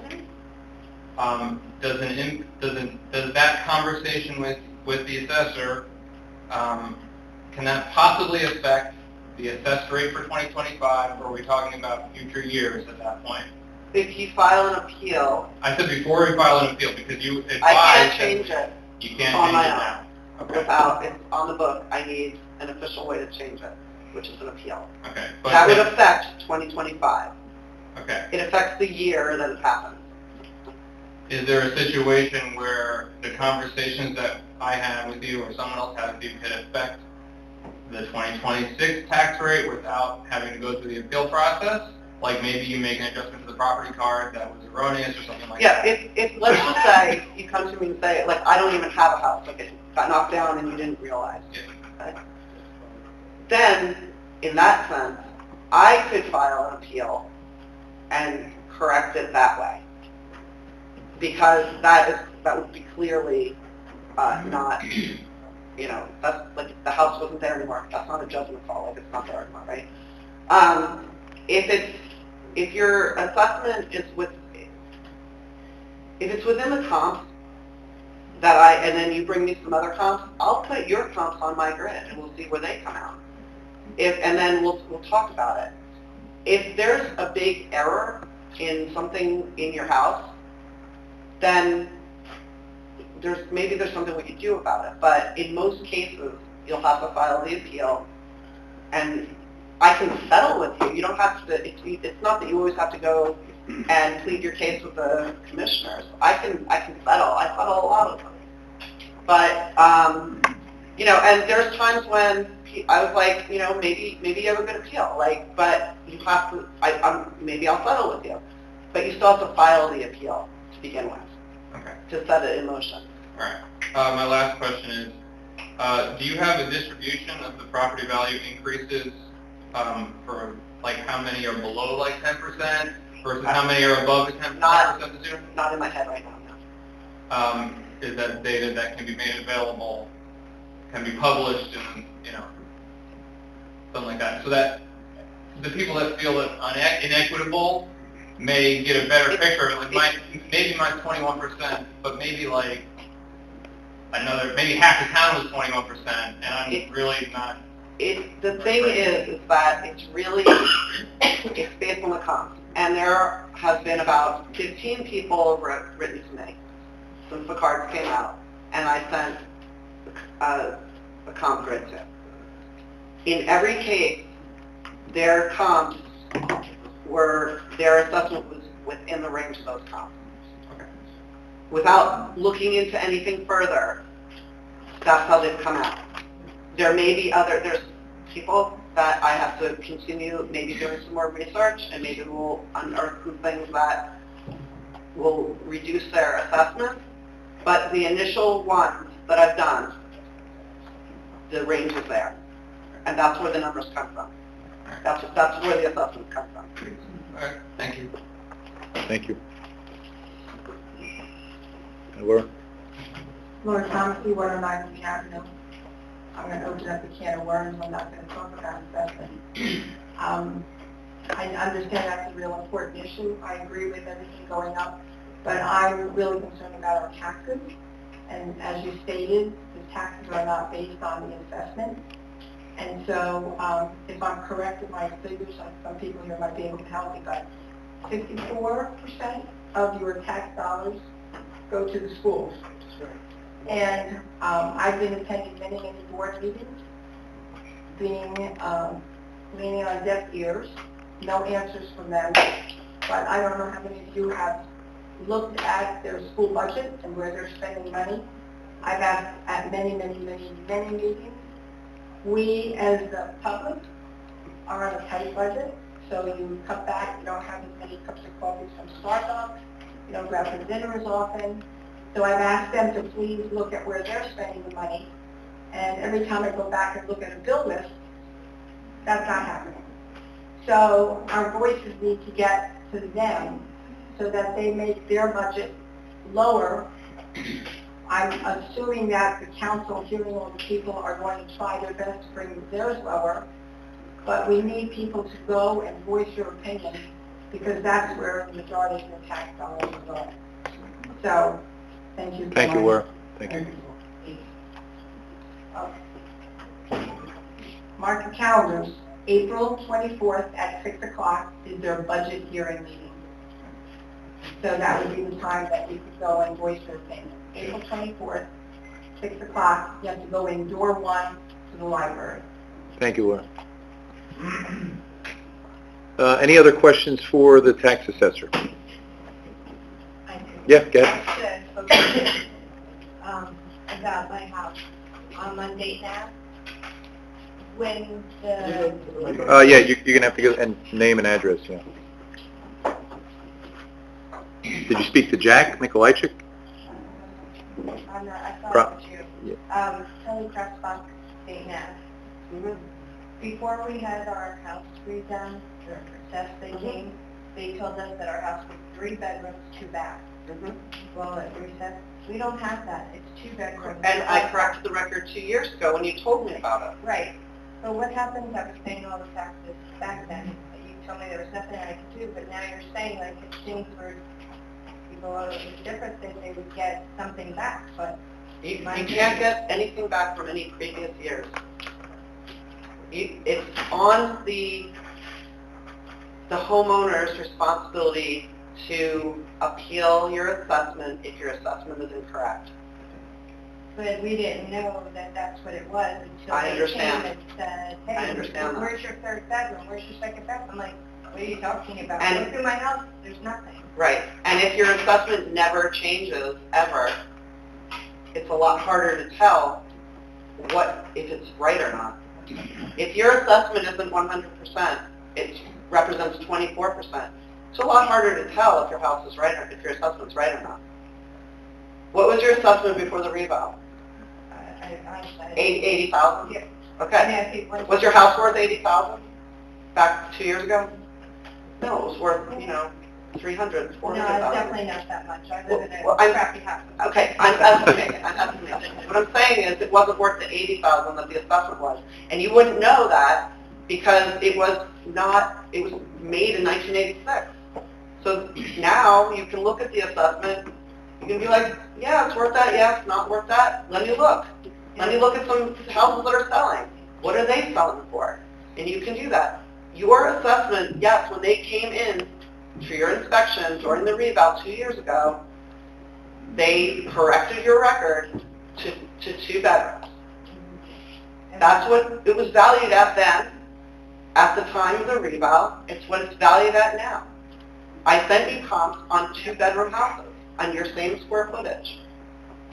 Well, kind of. Some of them were, the property was a lot bigger than mine. And like I said, and they even said that the other houses were average, mine was just fair. Yes, I pretty much live in a shit dump, I get it. But I don't think that some of that you sent me were not comparable. Okay. I understand that. And if you do an appeal, you can come in with your comps and we can see where they and I'll put them on the grid too, and we'll see how they compare. But it's very hard to get hold of you. Like you had said, now I understand like the email was wrong because I sent... On that email, but my email has been there the whole time. I looked back in my record and I didn't have an email from you until 2022 that said if you need for an information, inspection. great, so that's what I thought it was, so I'm sending, but I also left you 3 or 4 messages, and I never got a And response. again, I looked through my log of calls and I didn't see that. And I did apologize and I'm sorry, and I don't know why that is. But I did look back through my email because you said you sent many messages. I looked. I didn't know that what was the Right. wrong email. I get that, but like I said, I But I did talk to you through email in 2022 because when I looked back, I looked and I'm like, yeah, there it is. There's the emails, our exchange back and forth several times.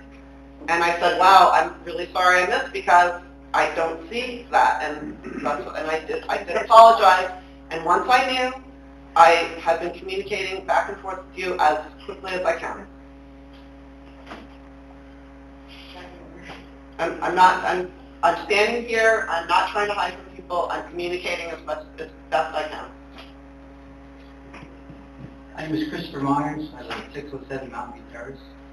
I have really one question. When you do these assessments, are you taking into consideration houses in the floodplain? Yeah. Okay, well, comps that you sent me. Some of them were in the floodplain and 2 of them weren't.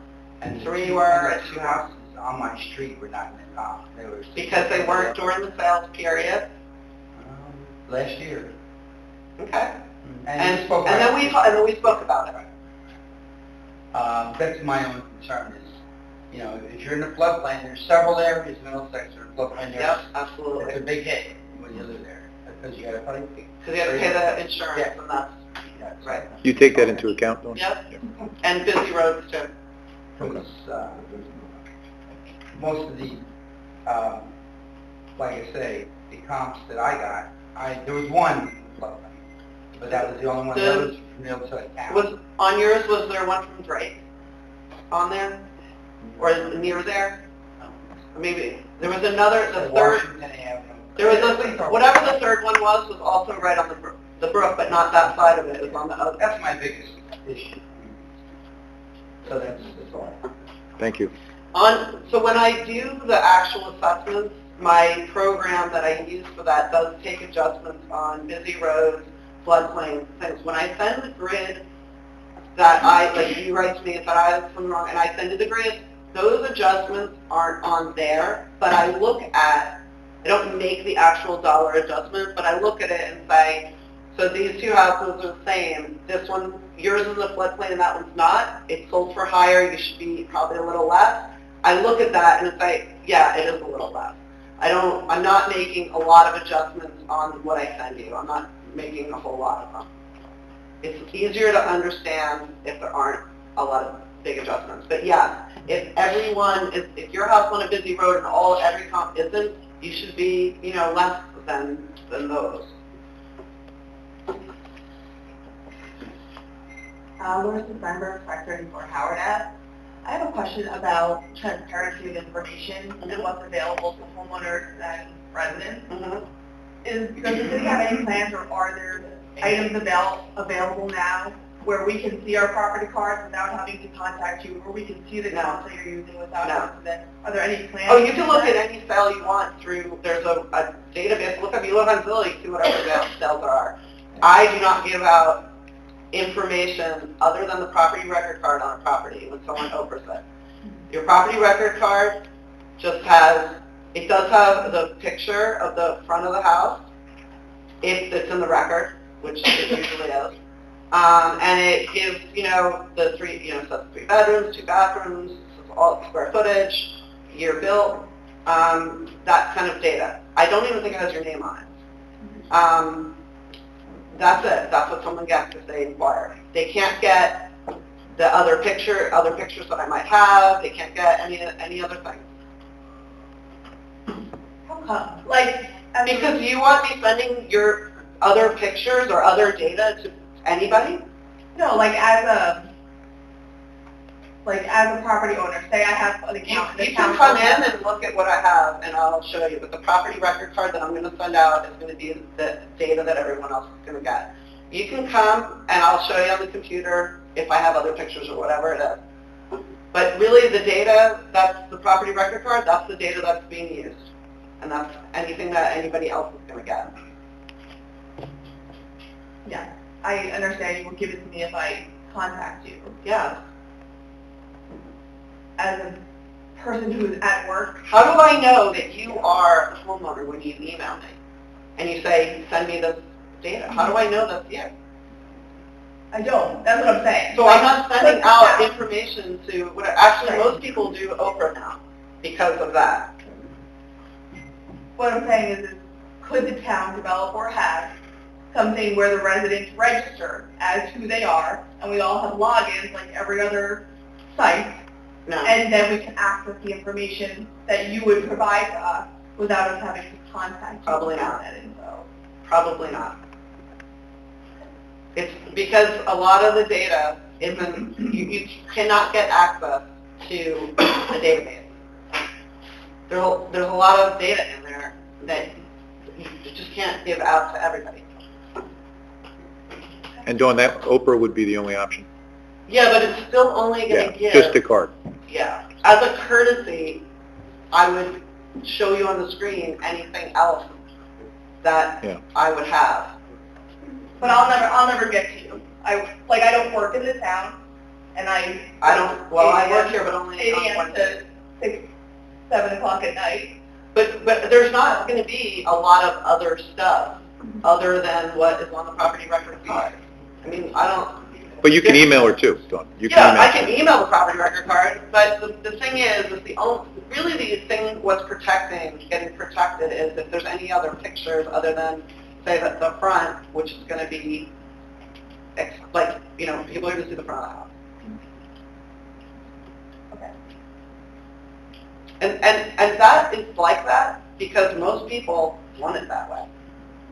And if you want Wednesdays, like at And 7, it's not my rule. 6:30 or 7, you can make an appointment. She'll, you know, Wednesday night, I mean, she'll be here if you get out at 7. It's not my rule. People try to buy this data and they can't buy it either. It's like I'm not overboard. Like I said, I'm not saying to make it available to everybody. I'm saying make what you're going to give us anyway available to the homeowner of that specific property. But, well, I can send it to you through email Yeah, anytime.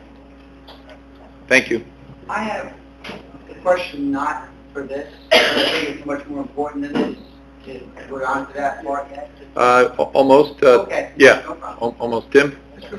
You referenced Oprah. Is that Oprah the web browser? No. Open Public Records Act. Acronym, yeah, Yeah, it's an a lot of what happens, like if someone nowadays, when someone is going to sell a house or list a house, almost always the realtor will Oprah what's on the property record card. Because, you know, they want to check it, they want to use it or whatever. I mean, you can write to me anytime you want and get it. If that's what you want. Is there anything else for Dawn? Anything assessment related, reevaluation related? Any questions at all? I have. Yeah. No. Unrelated, yeah. So we're going to open up. So the reason why I'm doing that is because I'm going to take a 5-minute recess. Dawn's going to leave. That's why I want to make sure all the questions are answered. And then 5-minute quick recess, and then we're going to come back, clear the room, and then get back into the rest of the agenda. We'll have a public portion for everything else unrelated to her. I got one quick. Go ahead. Oh, you got a name and address. Charlie Alvin, running that. So the property assessment number takes care of the budget. It's based on the property assessment is for the budget of the town. No. The money that the town needs to run the town is the budget.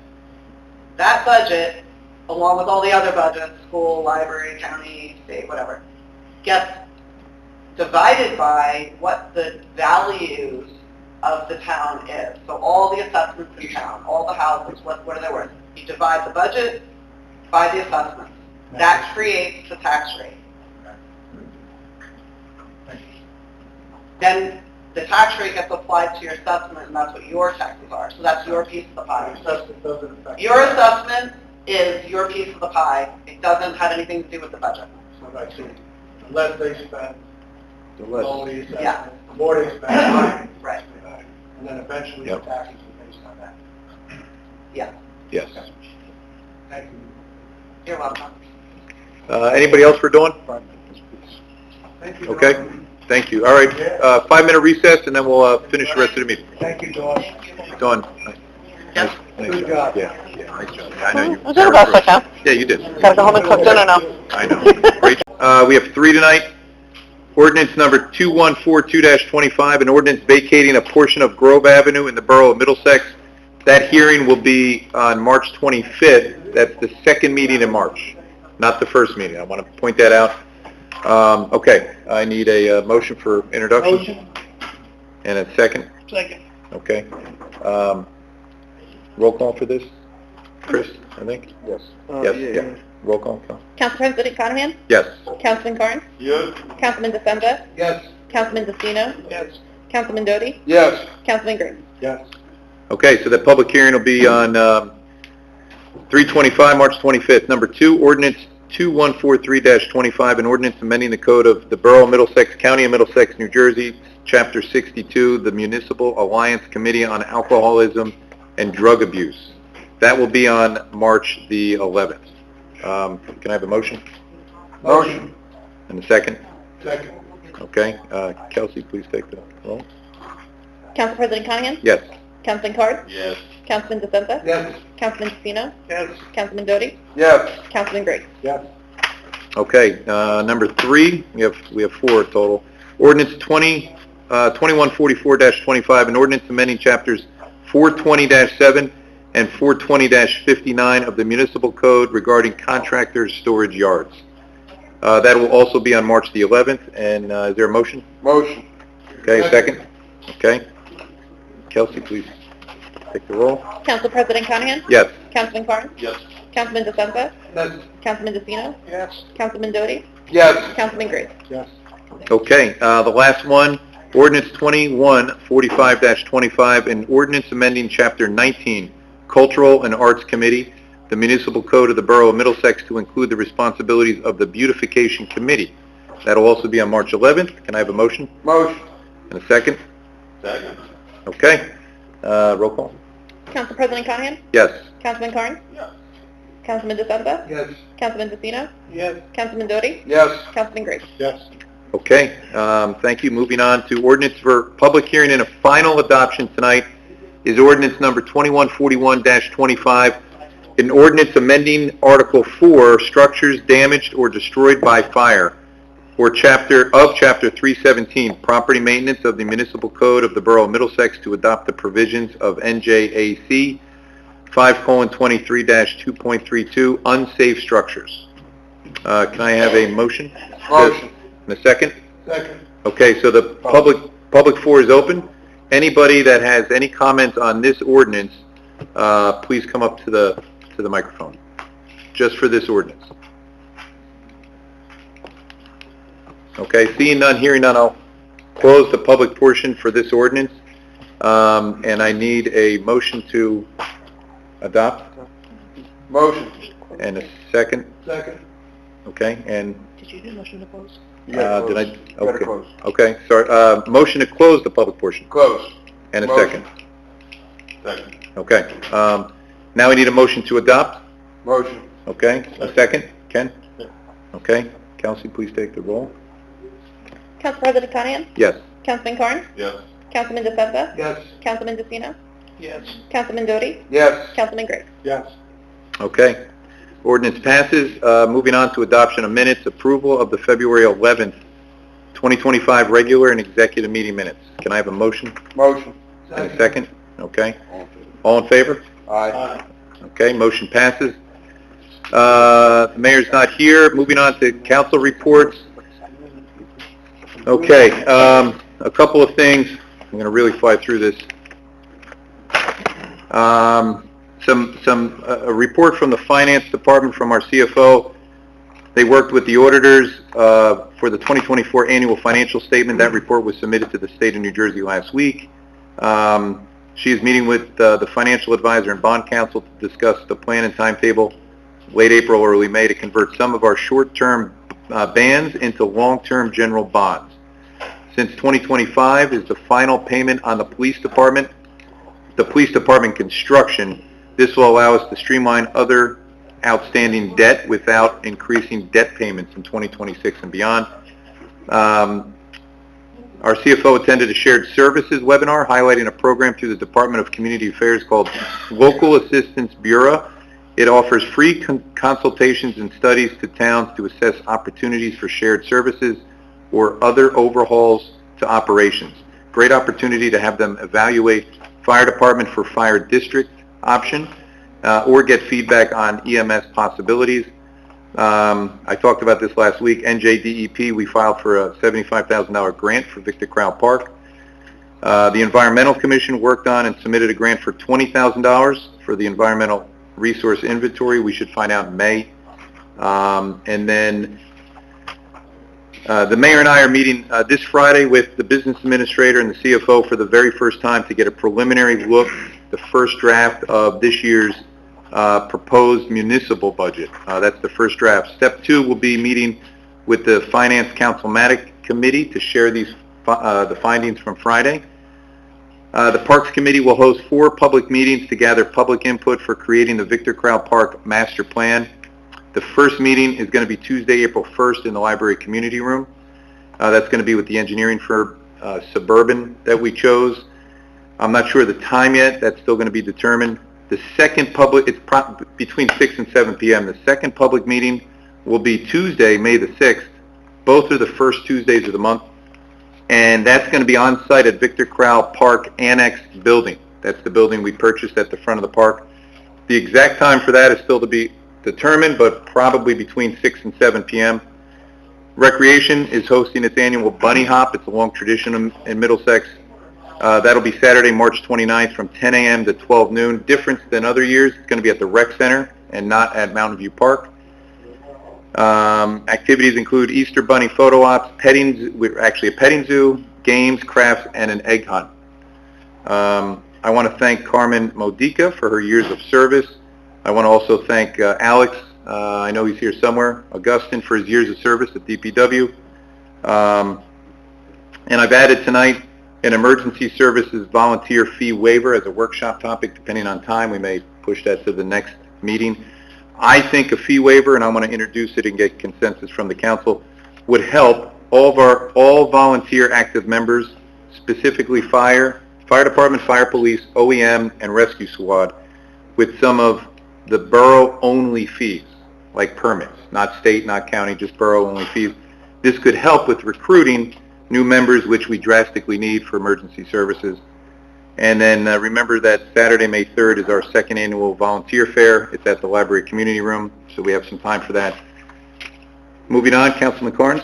Thank you, sir. I just went to my first Board of Education meeting. I attended more of a parent than a person, than a liaison, but as a liaison, I see that they are in their contracts with the NEA, which is always a interesting conversation to have when you're dealing with those. So good luck to them, good luck to our teachers, good luck to everybody, that you think of us when you are doing that.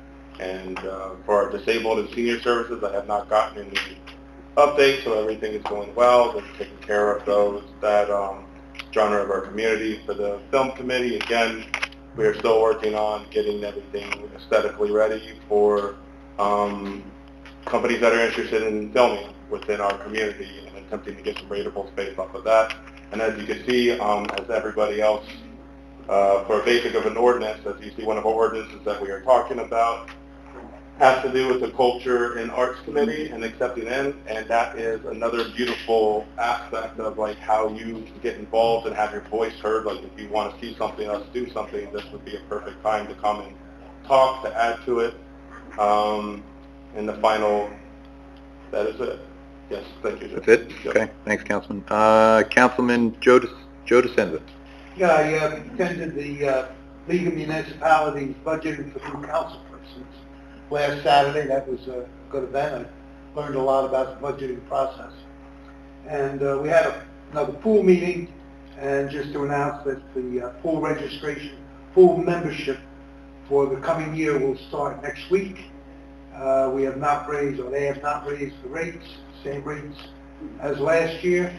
So we're hoping to have everybody come back and fill the roles. That's all I have. Okay, thank you, Joe. Councilman DeCino. Okay, for J-Lub, meeting tomorrow night, February 26th, 7 p.m. at the live community room. Also, there's one order of business there. Their next meeting for that would be March 12th. Also, for environmental, Mike mentioned the $20,000 grant. Okay. They also, the green team submitted first round of the Sustainable Jersey certification. And like Mike said, the $20,000 PSE&G grant, and there's also a $2,000 grant. $20,000 will be used for a more comprehensive ERA, and $2,000 for a green team startup. Also, Sustainable Jersey PSE&G partnership program will do an energy audit portfolio, and will focus on Borough Hall, the library, police rescue squad, rec center, DPW garage, Beechwood Firehouse, and Victor Crowell Park Annex. So that's a good thing. And for DPW, I was talking to Chris and May today. The one bus stop on Raritan, if you notice, when you ride your bikes or walk there, you can't get through kind of. Yep. Chris has been in talks with them, and they're thinking about putting it on the other side of Raritan. So it'll be coming from Bound Brook, it'll be before the stop, the traffic light. So hopefully that's good.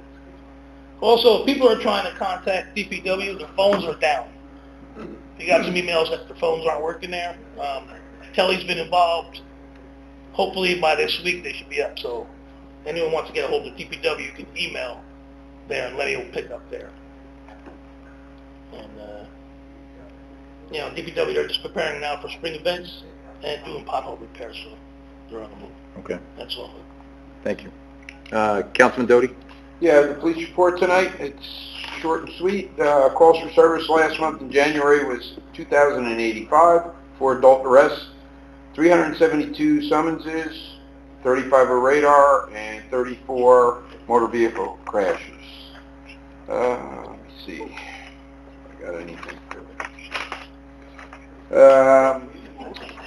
The Detective Bureau's investigating 10 thefts. They did firearms permitting 39 of those and fingerprinting 37. It was a nice quick month. I will have the other 2 reports the next meeting. Just they didn't get to me. That's all I have. Thank you, Councilman. That's it? Yep. Okay. All right. Councilman Griggs? Yeah, regarding the shade tree, they had the first meeting recently for the year. They just basically went through and found which trees they wanted to go out and look at, and it's just starting to get in swing, so not much to report there. Their meetings are the second Thursday of the month at 7 p.m. here in this room. Then the Board of Health, they meet the third Thursday of the month in the library meeting room, and it was the first month that we were pretty much handled by Somerset County. The reports are like 1,000 times better than we were getting before from Middlesex County, so that was good. They had a lot of information and just much better than before. Regarding zoning, Tyler gave me some updates. Recently, they had 14 summons, 11 notices of violation, 7 zoning permits were applied for, and rental registration so far in 2025 were for 12 properties, totaling 17 units. That's all I have. Okay. Thanks, Councilman. Administrator, please. Thank you. Good evening, everyone. The Army Corps of Engineers has reported to us that the opening of South Lincoln Avenue will take place in late March. So fingers crossed on that. I know we've been waiting a long time, but it looks promising that it will be in March. Work is continuing on the 2025 municipal budget. The Chief Financial Officer and I have reviewed the entire preliminary budget. We've already highlighted areas where we think we're going to be recommending cuts. Next, we're going to sit down with each department head to go over the submitted section of the municipal budget, the section that they submitted for their departments, and then we'll, of course, be interfacing with the leadership, as the acting mayor mentioned earlier. Progress is being made on contract negotiations as we continue to meet with representatives of the Police Benevolent Association, the Department of Public Workers, the Department of Public Workers Union, and the White Collar Workers Union. So we hope to keep progress on that being made. Last Tuesday, as also mentioned by the acting mayor, we had a good meeting to set up a schedule of preliminary work sessions for the public on the master plan for Victor Crowell Park. And we'll be doing a lot of outreach to the community, a lot of publicity. So be looking for that. We really want maximum participation in this process. A reminder that the Joint Land Use Board will be discussing the restoration of R75 single-family residential zone designation for the property at 1190 Mountain Avenue, which is the former Presbyterian Church, Lot 1 and Block 219. That will be at the board's March 12th meeting. Resolutions this evening include the appointment of Kelsey Meissner, Deputy Register, Deputy Board of Health Secretary, effective March 1 of this year. A resolution to accept the resignation of Carmen Modica of the Clerk's Office, effective February 28, 2025. Acceptance of the resignation of Alex Augustin from the Department of Public Works, effective February 21st, 2025. And for the approval of change order number 1 to decrease the total amount of the 2023 New Jersey Department of Transportation State Aid Grant Project for Rutgers Lane and Princeton Drive. That's the decrease in the amount of $63,262.63. Tonight's agenda workshop will include a discussion of an emergency services volunteer fee waiver, as well as a recommended ordinance by the Environmental Commission regarding invasive plants. And in executive session, personnel matters regarding the zoning and code enforcement officer, as well as the electrical subcode official, will be discussed. We'll also be discussing contract negotiations with the rest of the squad. That's my report. Thank you, Michael. Okay, privilege of the floor. That's me. That's you, yeah. Oh, hold on. Motion to open the floor? Motion. Second? Okay. All in favor? All in favor? Aye. All right. Same thing, name, address. Christopher Myers, 607 Mountain View Terrace. What's happening is, new person bought a home, moved in, this was last year sometime, and they proceeded to put at least 500 tons of fill in their backyard in a floodplain. Most definitely a wetland area. The whole area behind here is all wetland. Okay, so you can't do anything there. I told the town, I came over to the zoning official, Tyler, and spoke to him, and said, look, I don't want to make a big deal about this, but just have to take care of this, you know. I lived there 35 years, I coached baseball 20 years here, I love this town, but this is a real problem. Yep. The dirt is not documented, they have no representation of testing anywhere in the town, no permits were made, they just dumped it. Now they raised their level of their backyard 4 feet. They had tandem dump trucks, 23 tons apiece, 3 times an hour for 2 days, going up and down the street. And now, suddenly, a couple months later, we have a gas leak in the street. Now, one may not have anything to the other, but this dirt, and for God's sake, I hope it is not, but if it's toxic, we could destroy the whole water table in Middlesex County and Somerset County, because Greenbrook's right on the other side.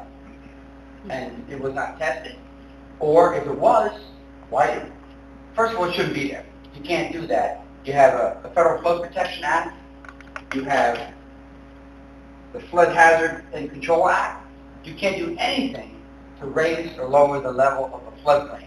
And if it is wetlands, and I'm pretty sure it is, it's a total disaster.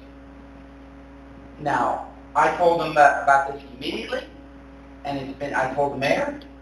He said these things take time. Well, 6 months is way too much time, because the fill needs to be tested immediately and removed, and then tested again. Because if the water table is bad, we got bigger problems of budget than this, believe me. Can you stay, I just want to get your phone and email. I mean, I have a neighbor who took video of the trucks coming in and out. Yep. It destroyed their driveway.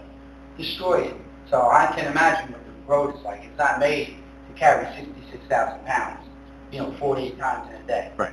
And that's the least. Can you stay until we take a recess after this? It'll be quick, and then can I get your information, phone, email, everything? Yeah. Okay, thank you. Because this is, to me, this is Totally agree. Yeah, that's... ridiculous. Yeah. And a sidebar, the same house did complete reconstruction inside, new everything, not permit one, and, there's houses next to me. If the thing burns down from poor electricity work, Yeah. that's a real problem. And we're talking about funding, it's got to be 20,000 in permit fees there, easy. And I let them, Tyler aware of it. He contacted the construction department, and 6 months. I said, they say this week, what happened? Oh, I'll have to check. Why isn't it done? I know guys are part-time. That's Rob Klein, yeah. Go out there and check it out. He was there. He said, oh, the gentleman said it was the way people before did it. No, they didn't. I did it 35 years. Yeah. And I told them, listen, So, okay. Thank you. So hang tight too. I'll be right back. But, yeah, you could stay here, you can come back, I mean... Okay. Anybody else for public comment? Just your name and address. Yep, William Gelser, 508 Grand Street. Good evening, council members. Several of us are here tonight because on February 7th, Jennifer Panic went missing. She was unfortunately found the next day, deceased in a park less than 2 blocks from her house by her family. So actually, Actions speak louder than words. While the police department was sending out requests for information to help search for Jen, they were instead restricting the search set. Resources better trained in these situations were not brought in, volunteers were turned away, or sent in the wrong direction. In fact, more time and effort appears to have been spent searching for the alligator than for our friend who was suffering a mental health crisis. A picture is worth 1,000 words. Coffee with a cop was the next morning, and appeared to be more important than allocating resources to help search for Jen. While it was scheduled far in advance, events happened, life happened, and adjustments could have been made to postpone or scale back the police presence. The world doesn't stop for just one person, but why can't it? Middlesex is a relatively small town, and my wife and I moved here from a town 6 times the size of this. If people who care about Jen were willing to drop everything to search, why were they turned away? Why were they prevented from going to places she was known to visit and ultimately finally discovered in? And where were the people who took an oath to protect and serve? We support the women and men of the PBA 181. They are out working to protect the residents of this borough day in, day out, and have responded to many different calls, but they can only act within the confines of policies and procedures from leadership. For all good deeds they do, unfortunately, it is the mistakes that have a lasting effect. The police do respond daily to accidents, protect the schools, have been proactive in making intersections safer, and respond to medical emergencies. None of these things can be denied, but when a woman needed their help, they failed. What if this was, and fill in the blanks for any of these terms, your mother, your daughter, your wife, your sister, your friend, your coworker, your teacher? Were the actions taken over the 24 hours which you would have wanted done? How would you feel if you saw officers and elected officials smiling away in a warm building, drinking coffee, while your significant other was out missing on a cold winter night? Stop and put yourself in someone else's shoes. So what actions can be done by you? And there's 3 that we're asking for. And they're simple, and one's going to be a gut punch, but I've been in your shoes. Tonight we're asking for you to make a motion right now, right here, inviting the Middlesex County Prosecutor's Office in to review the actions and policies and procedures of the police department. We're asking for the installation of cameras in the parks to be added for security, and the establishment of a voluntary registration of residential cameras with the police department to allow for quicker response times that police could notify instead of having to rely on it solely. The first item, as I said, I'm sure is a shock to you, but I've been in your exact seat and know the initial shock and gut punch when the same request was made of me over 5 years ago, 6 years ago. Looking back, it was one of the best decisions that I made for my community, and it helped reinforce there were many good officers within the department, but overshadowed by a few. Changes were made, leaders came forward, and the community greatly benefited. Inviting the prosecutor's office is your only action you as elected officials can take. It is a win-win for the people you took an oath to serve. If the department is working smoothly and properly, then you can proudly say you have the best department around, and what happened was an unfortunate circumstance. But if the opposite is found, you are being proactive as leaders of your community to try and prevent this tragedy from happening again. Unfortunately, we can't bring back our friend, but how you act now can help give knowledge to help treat mental health, and she can also make sure that this does not happen again. Thoughts and prayers are words, not actions. Actions speak louder than words. Be leaders and act tonight. We ask that you make this motion and bring in the prosecutor. Thank you. Thank you.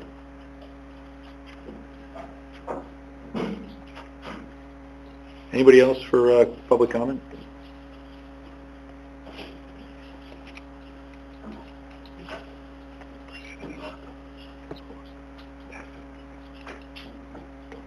Bruce Sanders, 10 Venice Avenue.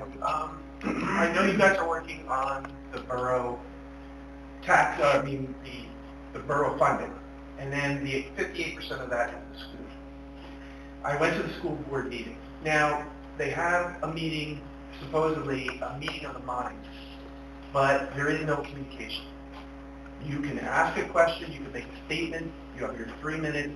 Now, mind you, they were good about letting people talk. And actually, I got up there. But the point is that there's no communication back and forth. There's no, they do answer some questions, but they don't answer everything. So I know on the board side, there's not much you can do on that other than get people elected to get things moving. I understand. But what I wanted to say to you is I asked them about shared services. I was told they can't do shared services other than maybe groundskeepers to keep the price down. I asked them what's their benchmarking. I got stares. So the point is, Middlesex Borough ranks 196 out of 426 high schools, which I think is actually pretty good. We should be touting that. There should be some measure of performance on their website. Nothing. You have to go to the state to find the numbers. And I'm working on looking through those numbers of their budget and things like that. The other thing, I asked them directly, and again, I got blank stares. I said to Sharon, who's part of the board, who was here when we had a community meeting, we had a list of questions for the board and for the superintendent of schools. I said, when are we going to get answers to those questions? She did forward, she said it, she's not supposed to speak. She did say that she told the superintendent of schools there were questions that they have them, but they have not answered. So they selectively choose what they want to do. We need to find a way to get them to do what they're supposed to do. And I mean, if you're going to have a meeting of the minds that Wednesday, the Tuesday before the meeting, make it a meeting of the minds. Just make it a conversation. And I know that's what I'm going to present to them next time. You guys need to have a conversation. And then you could write your questions out on whatever, Facebook, whatever you want. But I know you guys are aware of this. I just don't know what we can do. Yeah, I know it's come up a lot, Bruce, over the last year. I know, Jerry, you've been going to the meetings. He brought it up to me, just about this, what's it called? The meeting before the meeting? Meeting of the minds. Is that what it's called? Committee of the Whole? That's it. Committee of the Whole, yeah. Committee of the Whole, which I had never heard of. I'm not sure. It just didn't even sound legal, but supposedly it is. I have not made it to that meeting yet. Though. Okay. I have not made it to a committee of the whole yet. Okay. And then as far as the Board of Ed, Chris can chime in here, but there's, it comes up a lot, Bruce, as you know, but I think if there's a budget issue or something that we can get involved, that's the only real reason, other than the day-to-day, everything flows through the superintendent and... You don't have that authority. Oh, yeah. So we don't even have that. Wait, we don't have the authority on 58%? If they don't pass the budget, it doesn't come to the borough? I believe that statute has changed. Years and years ago, that was true. Going back perhaps 15 years, but I believe that statute changed during the Christie administration. Yeah. And Joe seems to, it hasn't come up in years. And okay. I seem to recall perhaps 2011. So not just yesterday, 2012. So our only recourse is to get people in there to get them to make moves that they need to. I'm not saying they're doing everything wrong. I don't know that yet. But what I am saying, the lack of communication. I can come here and I can talk to you guys and you guys feed me back. That's great. And we just saw that in action. But they are afraid that they're going to say something and get sued. That's where I think it's coming from. Or it gets rowdy because it can get very emotional in there, from what I can tell. But the point is, we need to get them to start talking to us because we pay their salary. Yeah. All right. I just wanted to see. I know you guys are aware, but yeah, aware, Bruce. But aside from that, I think it's just the right people have to be on the Board of Ed and make some change. It's not an easy process. Okay. Yeah. Thank you. Thank you, Bruce. Anybody else from the public? What do we do for this panic and the scenario? How do we go apart, come in to make sure? Because I know our police force is solid, and hopefully this is just an unfortunate thing, but do I make a motion? Do we do that now, Chris? No, or you take it under advisement, talk to the chief. Take the advisement, take it to the chief. Yeah. Okay. So what do we do? What did you say, Chris? You take it under advisement and you talk to the chief. After that, then what? Talk to Then the we go to chief. the public after Talk the to the chief. Yeah, maybe, and then Michael, you can help with that too? Absolutely, sure. I'll update you on what happened. Please, yeah. Thank you for I think, and I think even coordinating a meeting would be helpful. I mean, sounds like maybe there's not been communications on both sides. So you were told not to search? There were people told to go away. We have confirmation from other sources outside the town that were listening to radio communications. There were feelings not to go out and search. They were turned away. In fact, they were told not to go into the park where she was eventually found, which is why we are asking for cameras to be installed, because that, maybe she wasn't there at that exact moment and ended up back there, but that could have closed the timeline or helped monitor. They were told they would be summoned for trespassing after hours in the exact park. So, again, I know your counsel, and again, your attorney is telling you to talk to the chief. That's his advice to you.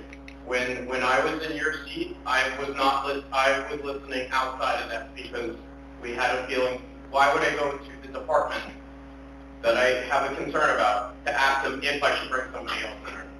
And that's why, again, your recourse as counsel is only to go to the prosecutor's office to ask for assistance. And I've been in your shoes. I know. Okay. But yeah, to answer your original question, yes, they were asked to go away, they were pushed away, they were turned away. People still tried going out, and unfortunately, they didn't feel an extra officers or anything to help them search for her. So I know that they had dogs at one time. Bobby, Did they not have dogs? It's already, it's an ongoing investigation. All right, okay. It's an ongoing investigation. Okay, well, I just found out.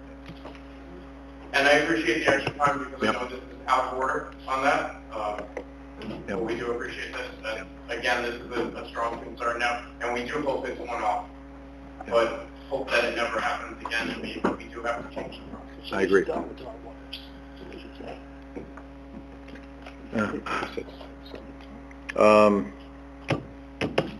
Okay, moving on to the, closing the, motion to close? Motion. Second? Okay, all right, the privilege of the floor is closed. Moving on to all in favor? Aye. New business consent agenda resolutions, there are 10 of them. Kelsey, you're going to run through them? Yep. Resolution 71, 2025, acceptance of standing reports. Resolution 72, 2025, accepting the resignation of Carmen Modica effective February 28, 2025. Resolution 73, 2025, appointing Kelsey Meichner, Deputy Registrar, Deputy Board of Health Secretary, effective March 1st, 2025. Resolution 74, 2025, approving change order number 1, decreasing the total amount of contracts for the 2023 DOT State Aid Douglas Lane, Records Lane, and Princeton Drive by $63,262.63. Resolution 75, 2025, resolution to support publishing legal notices on official government websites. Resolution 76, 2025, authorizing the tax collector to issue a tax title lien reduction for Block 86.02, Lot 8. Resolution 77, 2025, approving the temporary discharge approval application at the Factory Lane site to be submitted by the MCUA at the request of Newfields on behalf of Bayer Crop Science, Inc. Resolution 78, 2025, authorizing the tax collector to cancel property taxes for Block 357, Lot 1 and 2. Resolution 79, 2025, rescinding Resolution 60, 2025, hiring the part-time electrical subcode official. Resolution 80, 2025, accepting the resignation of Alex Augustine from the Department of Public Works effective February 21st, 2025. Okay, thank you, Kelsey. Anybody have any resolutions they want to poll, make questions about changes? 80. Number 80? Yeah. Okay.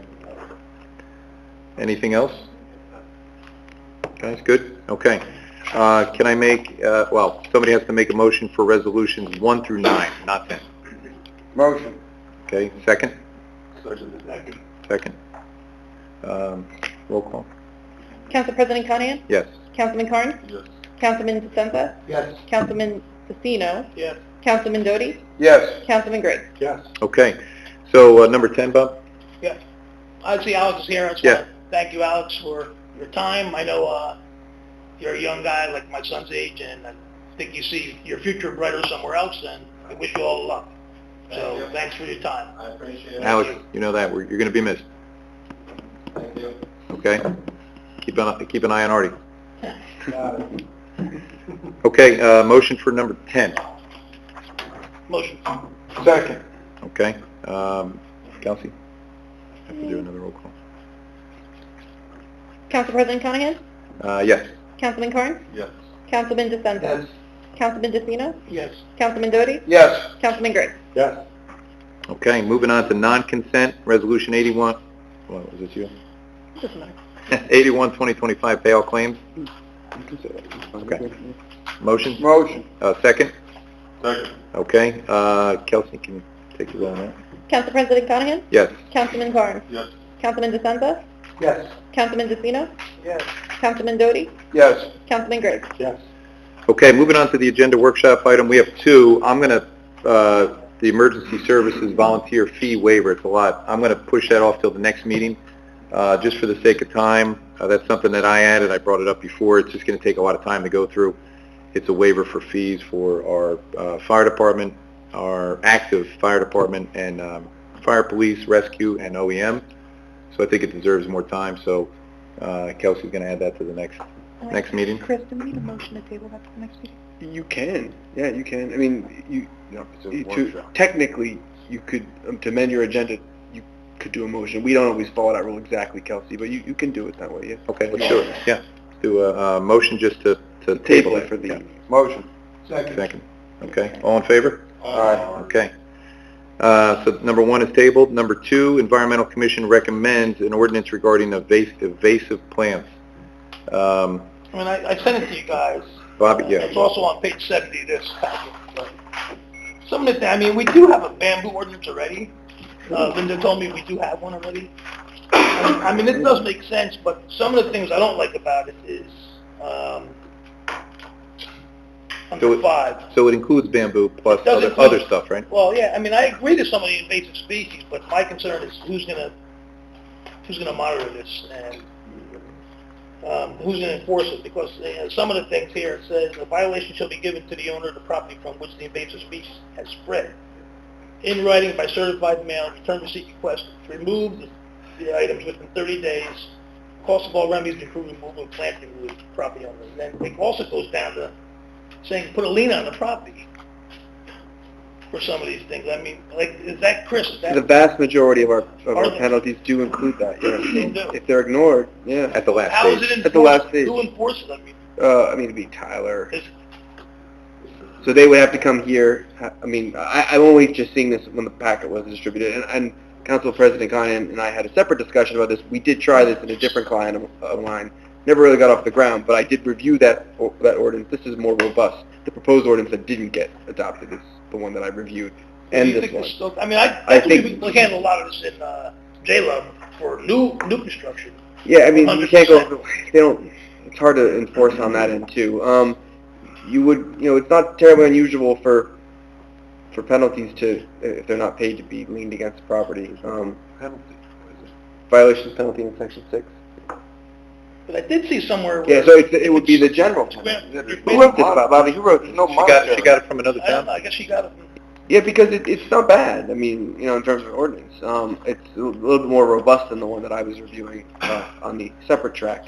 Yeah, it just, the penalty is under your general penalty provision, which is it's very close to 1.5 if it's not.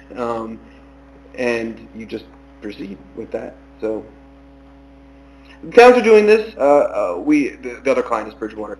They elected not to do it. They also thought enforcing it would be a problem, and they were just focused on bamboo. You can see your laundry list here of plants. But it also says in here, I mean, like basically your grandfather in under 4. Yeah. If it's been there already, it's not, Yeah, I've seen grandfather clauses.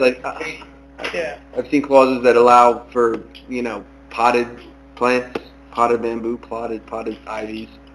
Up to you guys. If you want to get in the game. They're really strong on it. I mean, they really want this. So I mean, I don't have a problem. Yeah, towns are doing it. It's a problem. Definitely towns are doing it. So I only just saw this, and it's perfectly fine. When the agenda was distributed, happy to work with Claire Okay. You know who does. But you guys gotta want to do it. I'm not gonna spend your money unless you want. I'm in favor of it, because I know there's I think there's issues that we have to, I mean, the bamboo, we have multiple spots we're dealing with now, so. Yeah, I mean, you guys aren't finding people. I mean, it is, I know. enforcement is always the problem, right, with these. Yeah. You and I had a long discussion today, Council President, about enforcing other nuisance type ordinance, correct, so you gotta talk to Tyler, I would, or whoever you're gonna have as the tip of the spear here, typically be someone like Tyler or Rob. But, like I said, it's not unheard of. The Environmental Commission is right to flag the issue. Do you guys want Chris to work on it, come up with maybe something a little more streamlined and reintroduce it? We could workshop it again with a final version, maybe cull it down a little. Pretty streamlined though, don't you think, Chris? It's pretty good. Pretty good. I would say one thing you could do is, there's a lot of different plants here, and you don't really have a plant expert on staff. You might want to just try it with bamboo first, and then before you get to the Japanese barberry. I'm just saying, you could, maybe get. Some of this stuff is pretty common in New Jersey.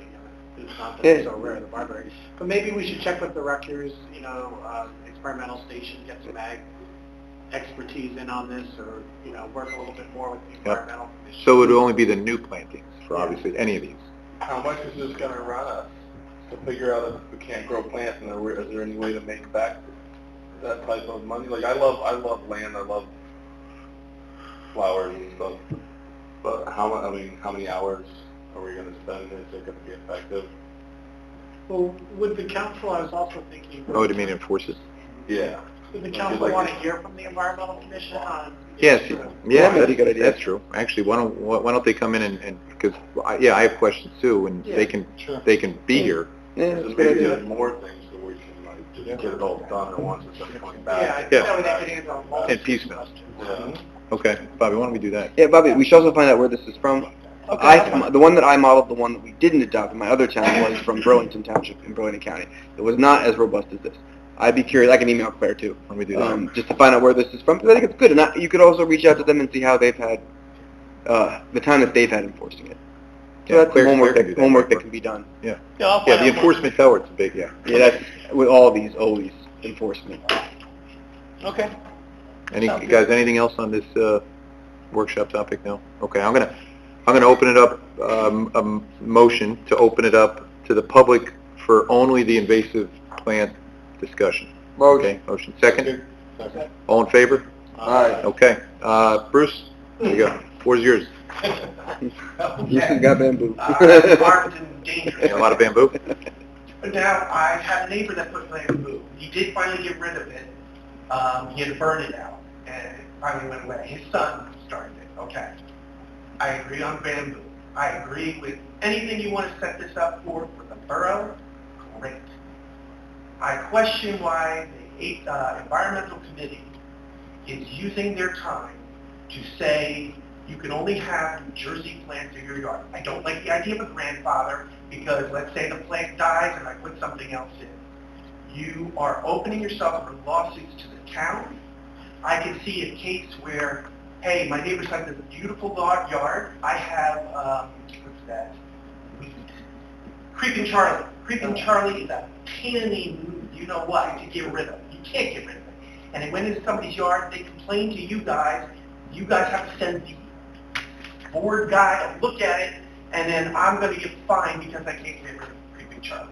You're opening yourself for a lot of lawyers' fees, which works good for him, but it doesn't. Oh no, it would be really Tyler's time. But the enforcement part, Bruce, you're right. We have a part-time code. I mean, if you're looking for money, this is a great idea.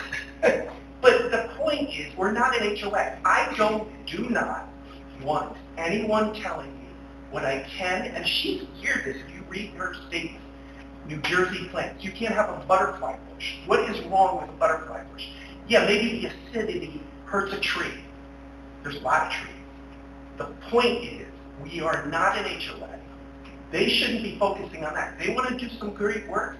They should be advising you on how to handle that dump over there, and how do we get the EPA to start doing stuff. They should be looking at, because I know they pontificate a lot. What they should be looking at is spray tax. How do we get spray tax to pay those fines? That's a great use of environmental committee. They should not be dictating to us people when we have higher taxes that we have to only have New Jersey plants, native. So that means my elephant ears are no good, and I know it says in there grandfather. You don't want to go there. You do not want to go there. It's almost impossible. Yeah, it's almost impossible. Because, like I said, the plant dies, I put something else in. Oh, no. I don't want a German inspector coming around, Inspector Clouseau. Oh, you have a... He's French. Okay. Clouseau's French. Yeah, you did. You're continental. You got a continental thing, so. Clouseau's French. Peter Sellers. This opens us up. This is not a good focus for the environment. She's done great work with the trees. She's done awesome work with community garden. Great ideas. But this oversteps your bounds. I would hope that you guys consider what I just said. She's it down. Yeah, good point, Bruce, and hopefully when that comes in for the next, hopefully you'll attend. Oh, I will. Okay. Okay. I hope so. Thank Thanks. you. Thanks, Bruce. Anybody else for invasive plants?